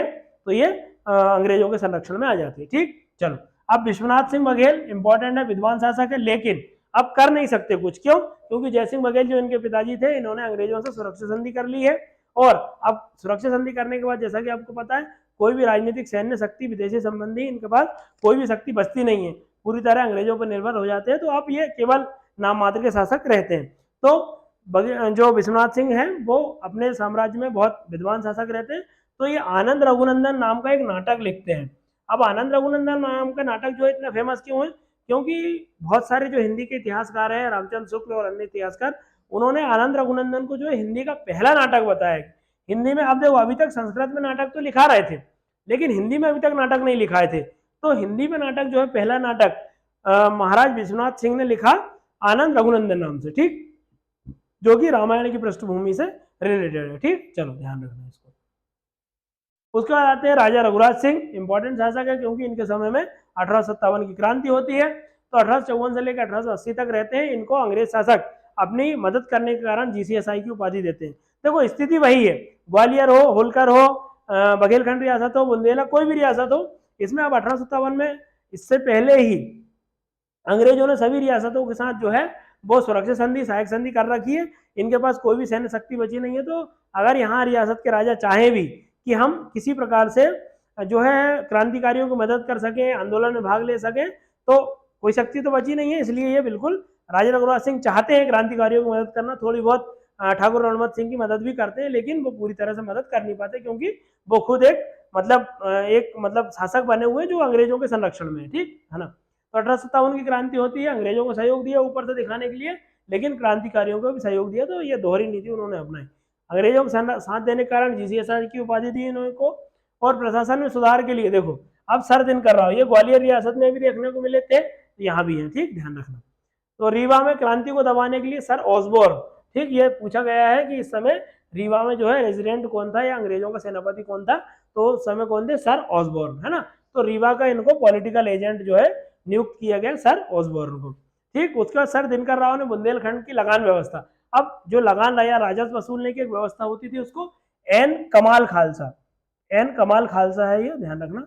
एन कमाल खालसा, ये नाम थोड़ा यूनिक है इसलिए ये बार बार चर्चा में रहता है या पूछा जा सकता है पीएससी में। एन कमाल खालसा क्या है, तो यहाँ की लगान व्यवस्था है रीवा राज्य की, बघेलखंड की। इसको ठीका पद्धति भी कहते हैं। ठीका पद्धति या एन कमाल खालसा लगान व्यवस्था बघेलखंड की, उसमें सुधार किया और लगान को जो है बढ़ाया, भू राजस्व को जो है बढ़ाया, कौन ने, सर दिनकर राव ने। तो एन कमाल खालसा, ठीका पद्धति, दोनों ध्यान रखना क्या है, ये एक प्रकार की राजस्व वसूलने की व्यवस्था है। मिताक्षरा नामक कचहरी स्थापना करी, कचहरी जो है मिताक्षरा स्थापना करी। मिताक्षरा जो है कचहरी का नाम है कि वो कचहरी का, अदालत का कार्य करती थी। मिताक्षरा एक पुस्तक भी है ना, ध्यान रखना, वो भारत की स्मृति ग्रंथ में आपने पढ़ा होगा, ठीक है। उसके बाद 1867 में इलाहाबाद रेलवे स्टेशन, इलाहाबाद और जबलपुर रेलवे लाइन का जो है इनके समय विकास हुआ। 1867 में इलाहाबाद से जबलपुर के बीच में रेल लाइन जो कि रीवा राज्य से गुजर के जाती है, को सतना से जोड़ दिया उन्होंने, सतना से, है ना, ठीक। उसके बाद 1871 में अंग्रेजों ने बघेलखंड एजेंसी बनाई। अब ये बघेलखंड एजेंसी बनाई, इसमें बघेलखंड मतलब रीवा राज्य और उसके आसपास की जो छोटी छोटी 4-5 रियासतें थी उनको मिलाकर इस एजेंसी को बनाया गया। इंपॉर्टेंट है इसकी डेट, कब थी, 1871 में क्या बनाई थी, बघेलखंड एजेंसी, किसने, अंग्रेजों ने, ठीक, जिसमें 5 रियासतें मिलाई थी, ठीक। इसमें कौन कौन सी रियासतें आती थी, रीवा तो आती ही थी, मैहर आती थी, नागौर आती थी, सुहावल आती थी और कोठी आती थी। ये 4 रियासतें, 5 रियासतें रीवा और उसके आसपास की रियासतें हैं। कब बनाई, 1871 में, बघेलखंड एजेंसी, ठीक। इसका प्रथम जो एजेंट था, मतलब इसको संचालित करने वाला था कैप्टन गुडफेलो, क्या नाम है इसका, कैप्टन गुडफेलो को बनाया गया, ठीक, ध्यान रखना। 1871 में बनाई गई, 5 रियासतें आती थी, रीवा, मैहर, नागौर, सुहावल, कोठी, और इसका जो एजेंट कौन था, कैप्टन गुडफेलो था, ठीक। चलो, उसके बाद वेंकट रमन सिंह इंपॉर्टेंट शासक है। ये 1895 से 1918 तक रहते हैं। 1895 में इनके समय अकाल पड़ा रीवा राज्य में, तो इन्होंने एक अकाल पीड़ित कोष बनाया ताकि लोगों को खाद्यान्न हो या थोड़ी बहुत सुविधा यहाँ से की जा सके। और सरस्वती भंडार नामक एक पुस्तकालय का निर्माण करवाया, मतलब एक लाइब्रेरी टाइप की बनवाई सरस्वती भंडार के नाम से, ठीक। प्राथमिक शिक्षा को इन्होंने अनिवार्य किया। देखो ये चीज याद रखना कि रीवा राज्य में किस शासक ने प्राथमिक शिक्षा को, संस्कृत को अनिवार्य कर दिया था, तो कौन थे ऐसे शासक, वेंकट रमन सिंह थे, ठीक। उन्होंने प्राथमिक शिक्षा को अनिवार्य कर दिया, संस्कृत विषय को पढ़ाना भी अनिवार्य इन्होंने कर दिया वेंकट रमन सिंह ने। उसके बाद इन्होंने एक दरबार प्रेस अपने साम्राज्य की ओर से दरबार प्रेस के नाम से स्थापित की, और भारत भ्राता नाम का एक जो है पत्र इन्होंने निकाला। भारत भ्राता रीवा से निकलता था, ये कई बार पेपर में आ चुका है अपने बीएससी में, ठीक। तो दरबार प्रेस से भारत भ्राता पेपर निकला। उसके बाद से यहाँ हिंदी ये समाचार पत्र था और एक हिंदी साप्ताहिक पेपर था, शुभ चिंतक। तो दोनों पेपर उस समय रीवा से निकला करते थे, भारत भ्राता और शुभ चिंतक, ठीक, प्रकाशित हुआ। और इस समय यहाँ की दीवानी जो अदालत थी, चौरे, उन्होंने स्थापित करवाई। तो दीवानी अदालत का नाम क्या है, चौरे। उस समय जो है सर दिनकर राव ने कौन सी अदालत बनवाई थी, मिताक्षरा कचहरी। ये दोनों ध्यान रखना, है ना। चलो, उसके बाद अब बघेलखंड राज्य में प्रतिनिधि काल आता है, मतलब इस समय जो है, जो हमारे रीवा के राजा हैं कौन, वेंकट रमन सिंह की मृत्यु हो जाती है, और जो अगले राजा हैं गुलाब सिंह, उनकी अभी एज नहीं छोटी रहती है, मतलब वो अभी शासन करने योग्य नहीं है, तो इस समय वो किसी प्रतिनिधि को, जिसमें रीवा के राजा सज्जन सिंह को रीवा का जो है रेजिडेंट नियुक्त कर देते हैं, क्योंकि गुलाब सिंह इस समय नाबालिग हैं और राजा वेंकट रमन सिंह की मृत्यु हो चुकी है। तो इस समय जो बघेलखंड राज्य के प्रतिनिधि काल में कौन शासन करता है, तो रतलाम के नरेश राजा सज्जन सिंह यहाँ शासन करते हैं। ठीक, चलो उसके बाद सबसे इंपॉर्टेंट शासक है महाराजा गुलाब सिंह। महाराजा गुलाब सिंह अपने सुधारों के कारण जाने जाते हैं। इनके सुधार जो है आधुनिक समय के सुधार थे, और ये इनको अपने समय का प्रथम आधुनिक समाज सुधारक राजा भी कहा जाता है। ठीक, ध्यान रखना। ठीक, महाराजा गुलाब सिंह 1918 से 1946 तक रहते हैं। ठीक, तो इन्होंने 1934 में सबसे पहले क्या किया, प्रजा राज्य परिषद, ये एक मतलब विधानसभा टाइप की बनाई अपने राज्य में। 41 सदस्य थे, जिसमें कितने सदस्य थे, 41 राज्य प्रजा परिषद की स्थापना की इन्होंने। उसके बाद 1934 में पवई रूल्स लागू किए। पवई रूल्स क्या होते हैं, 1934 में लागू किए, इंपॉर्टेंट है। क्या होते हैं पवई रूल्स, देखो पवई रूल्स क्या होते हैं, पवाईदार होते हैं पवई रूल्स। यहाँ की जगह जो जमींदार होते हैं और जागीरदार होते हैं, जो बहुत बड़े शासन पे जिनकी भूमि रहती है और बड़े क्षेत्र की भूमि उनके पास रहती है, और किसान इनके अंडर जो है काश्तकारी करते हैं, तो उनको पवाईदार कहा जाता है। उनसे संबंधित जो नियम उन्होंने लागू किए उनको पवाई रूल्स कहते हैं। तो इस समय जो राज्य की 60% भूमि है जो इन पवाईदारों के पास थी या जागीरदारों के पास थी, जमींदारों के पास थी, उन पर जो है ये टैक्स की कीमत बढ़ा देते हैं, और पवाई रूल्स के अंतर्गत टैक्स बढ़ा दिया। और जो पवाईदार है किसी तरह राज्य में अपनी उपस्थिति दर्ज नहीं करवाते थे, मतलब राज्य से अलग रहते थे, तो उनको बोला कि आप राज्य में आओ और यहाँ दरबार में अपनी उपस्थिति दो, और आपका जो टैक्स है एक हिस्सा जो है राज्य के दरबार में जमा करो। इस टाइप से पवाई रूल्स इन्होंने लागू किए 1934 में, ध्यान रखना है ना। और इन्होंने महिलाओं के लिए जुबली जनाना हॉस्पिटल की स्थापना की, और इनके समय एक पत्रिका थी बांधव। ठीक, बांधव मतलब बांधवगढ़ के नाम से इन्होंने बांधव नामक साहित्यिक पत्रिका का प्रकाशन करवाया। 1939 में क्या होता है, त्रिपुरी में जो कांग्रेस अधिवेशन होता है, उसमें आप जानते हो पट्टाभी सीतारामैया और सुभाष चंद्र बोस कांग्रेस के अध्यक्ष पद के लिए चुनाव लड़ते हैं, और पट्टाभी सीतारामैया हार जाते हैं। तो और जो जब सुभाष चंद्र बोस जीत जाते हैं, लेकिन गांधी जी के विरोध के कारण क्या होते हैं, सुभाष चंद्र बोस जो है उससे मतलब कांग्रेस के अध्यक्ष पद से त्यागपत्र दे देते हैं, और 1 मई 1939 को जाके अपनी फॉरवर्ड ब्लॉक अलग से बना लेते हैं, और कांग्रेस में नहीं रहते हैं उस समय। ठीक, तो उस समय सुभाष चंद्र बोस का समर्थन करने के लिए राजा गुलाब सिंह उनका एक फोटो, बड़ा सा फोटो निकलवाते हैं और हाथी पर रखवाते हैं और अपने राज्य में रैली निकलवा देते हैं। लेकिन अंग्रेज इस बात से दुखी हो जाते हैं, मतलब उन पर गुस्सा हो जाते हैं कि भाई तुमने जो है अंग्रेजों मतलब जो है भारतीय क्रांतिकारियों का या आंदोलनकर्ताओं का तुम समर्थन कर रहे हैं, इसलिए इनको अपने राज्य से अपदस्थ कर दिया जाता है, इनको हटा दिया जाता है, और इनके बाद जो है राजा मार्तंड सिंह जूदेव जो है यहाँ शासक बनेंगे। ठीक, चलो तो ये निकलवाई फोटो हो गया ये। उसके बाद रीवा में बुढ़ार एक जगह है, बुढ़ार, वहां राज्य का पहला न्यायालय स्थापित करवाया, ध्यान रखना। तो ये एक आधुनिक टाइप का न्यायालय था, जैसे बाकी न्यायाधीश स्थापित होते हैं, न्याय का कार्य करते हैं, वैसा ही एक न्यायालय इन्होंने बनवाया रीवा के बुढ़ार में। ठीक, बैंक ऑफ बघेलखंड की स्थापना की, जो कि कृषि के लिए ऋण देती थी, तो बैंक ऑफ बघेलखंड की स्थापना की। ठीक, कृषि फार्म की इन्होंने स्थापना की ताकि लोगों को एग्रीकल्चर में मदद मिल सके, किसानों को।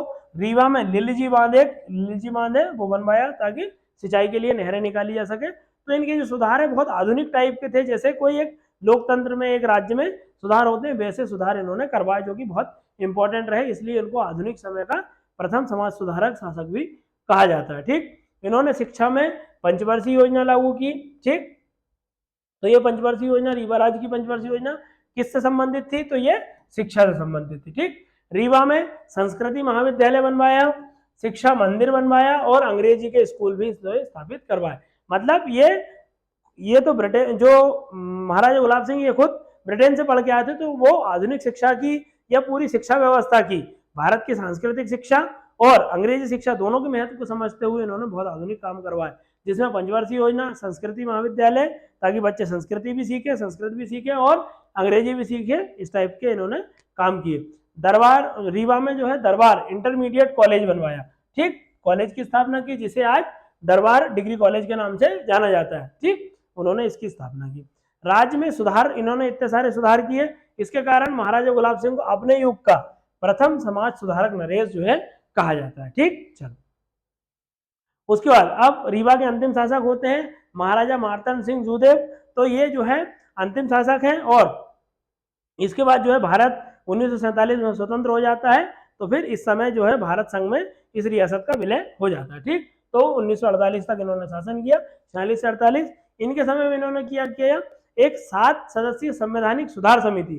ठीक, ये समिति इंपॉर्टेंट है, और इसलिए भी इंपॉर्टेंट हो जाती है क्योंकि इसके जो अध्यक्ष हैं, ठीक, कौन है? डॉक्टर हरि सिंह गौर, ठीक, सागर वाले, जिनके नाम पे सागर विश्वविद्यालय बना हुआ है। ठीक, तो संवैधानिक सुधार समिति, ये जो हरि सिंह गौर हैं, ये खुद एक संविधान विशेषज्ञ थे। ठीक, तो इन्होंने संविधान सुधार समिति का अध्यक्ष बने ये महाराजा मार्तंड सिंह जूदेव के समय में। तो और इन्होंने जो है अपनी जो यूनिवर्सिटी बनी हुई है सागर यूनिवर्सिटी, जिसको महाराजा मतलब हरि सिंह गौर यूनिवर्सिटी कहा जाता है, इन्होंने इसके लिए जमीन भी दान दी थी। ठीक, तो ये संविधान सुधार समिति, ध्यान रखना कितने सदस्य थे इसमें? 7, और इसके अध्यक्ष हरि सिंह गौर थे, है ना। और गोविंदगढ़ में आम अनुसंधान केंद्र जो है स्थापित करवाया। अभी आम अनुसंधान केंद्र क्यों इंपॉर्टेंट है? क्योंकि जो रीवा का आम है, ठीक, कौन सा आम है? सुंदर जाम, इसको क्या मिल चुका है? जीआई टैग मिल चुका है। ठीक, सुंदर जाम रीवा का, तो उसके लिए इन्होंने आम अनुसंधान केंद्र की स्थापना की। ठीक, उसके बाद जो आपने दुनिया का पहला सफेद शेर देखा होगा, उसका नाम क्या था? मोहन। ठीक, उसको संरक्षण दिया सबसे पहली बार रीवा के जंगलों में, जब ये शिकार पे गए थे महाराजा मार्तंड सिंह, तो सबसे पहले मोहन को देखा और संरक्षण दिया। अब ऐसा कहा जाता है कि मतलब ये दुनिया का पहला सफेद शेर था। सफेद शेर कोई मतलब स्पेशल नहीं था, ये सफेद शेर, इनमें क्या हो गया था, इनके जो गुणसूत्रों या अनुवंश में परिवर्तन, अनुवांशिक गुणों में परिवर्तन के कारण इसका जो है कलर चेंज हो गया था, अनुवांशिक परिवर्तन हो गया था ना। ठीक, इसलिए इसका जो है क्या हो गया था? रंग चेंज हो गया था। ठीक, तो ये सफेद शेर जो है मोहन को इन्होंने संरक्षण दिया। तो ऐसा कहा जाता है कि जो मोहन था पहला दुनिया का सफेद शेर था, और आज भी दुनिया में जहां भी सफेद शेर, अब तो बहुत सारे हो गए, तो वो सब किसके? मोहन के ही वंशज हैं। ठीक, और अब सफेद शेर के बाद भारत में ही अब नॉर्मल शेर तो है, टाइगर भी है, चीता भी है, सब है, लेकिन सफेद शेर भी है और काला शेर भी मिल चुका है, काला टाइगर भी भारत में मिल चुका है। कहाँ की जगह मिला है? ये उड़ीसा के सिमलीपाल और सतकोसिया में मिला है। ठीक, ऐसा कहा जाता है भारत में 10 है।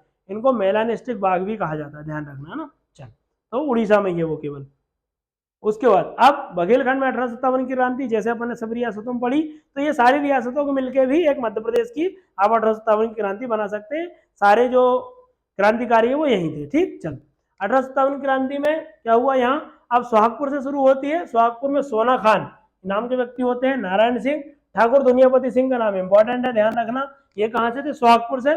कौन कौन आंदोलन कर रहे थे? देखो, मैंने केवल कहाँ से कौन आंदोलन कर रहे थे यही बताया आपको।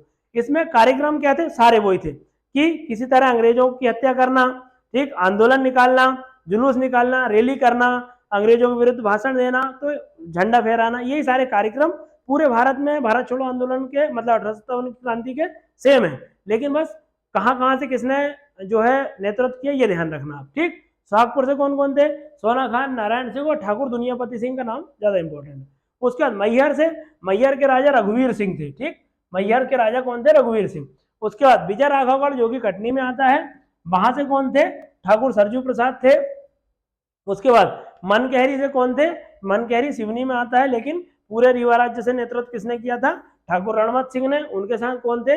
उनके चाचा श्याम शाह, पंजाब सिंह और धीर सिंह, ये 4 लोग साथ में रहते थे। ठीक, ठाकुर रणमत सिंह, चाचा श्याम शाह, पंजाब सिंह और धीर सिंह, इनने मिलके और 300 सैनिकों के साथ मिलाकर एक फौज की गठन की थी। इसको मुक्त फौज या मुक्ता फौज कहते थे, मुक्त फौज या मुक्ता फौज, जिसमें 300 सैनिक थे। इसके प्रमुख कमांडर कौन थे? तो ठाकुर रणमत सिंह थे। ठीक, चलो, और मंडला से कौन थे? देवी सिंह और बहादुर सिंह, ये 2 हमारे सेना नायक थे। और अब नीचे जाओगे तो रामगढ़ मिल जाएगा, रामगढ़ में रानी अवंतीबाई है। जबलपुर पूर्वा से कौन थे? आपने शंकर शाह, रघुनाथ शाह। तो इस समय पूरे मध्य प्रदेश में जो है और पूरे भारत में 1857 की क्रांति चल रही थी, लेकिन धीरे धीरे करके हम देखते हैं कि इनको दबा दिया जाता है। ठीक, चलो, तो ये ठाकुर सरजू प्रसाद है, इनका ध्यान रखना, इनका क्वेश्चन आ भी चुका है। ठीक, तो ठाकुर सरजू प्रसाद उस समय बहुत ज्यादा नहीं, 16-17 साल के ही थे। तो उन्होंने मतलब ऐसा कहा था कि मेरे साम्राज्य का कोई भी एक छोटा से छोटा सैनिक जो है वो मतलब आपके अंग्रेजों के बंदी के रूप में नहीं रह सकता, और मैं तो फिर भी इनका राजा हूँ। ये उनका स्टेटमेंट था कि मेरा जो है साधारण से साधारण मेरी प्रजा का कोई भी व्यक्ति अंग्रेजों की कैद में नहीं रह सकता, तो मैं तो फिर भी उनका राजा हूँ। और यही कहते हैं वो अपनी कटार निकाली और अपनी प्राणलीला अपने ही हाथों से उन्होंने समाप्त कर ली थी। ठीक, चलो इस प्रकार ये आपकी सारी रियासतें हो गई हैं। ठीक, राजवंश अपन पढ़ा चुके हैं पहले। तो अब इनमें सारी रियासतों से सारे इंपॉर्टेंट, सबसे ज्यादा इंपॉर्टेंट हर क्षेत्र की क्रांति है, और जो शासकों ने काम किए वो ध्यान रखना, सुरक्षा संधि कब कब की है वो ध्यान रखना, और इनके क्वेश्चंस लगा लेना। ठीक, और इनको एक दो बार अच्छे से रिवीजन कर लेना, इनके नोट्स बना लेना प्रॉपर, और तो इनसे आपके क्वेश्चन की जो है कम होने की संभावना कम से कम हो जाएगी। ठीक है, चलो ध्यान रखना। ठीक है, तो इनको अच्छे से रिवीजन के साथ पढ़ते रहना। ठीक है, तो अगले बार अपन इसका अगला कोई सिलेबस की नई चीज उठाते हैं। ठीक है, thank you, thanks for watching.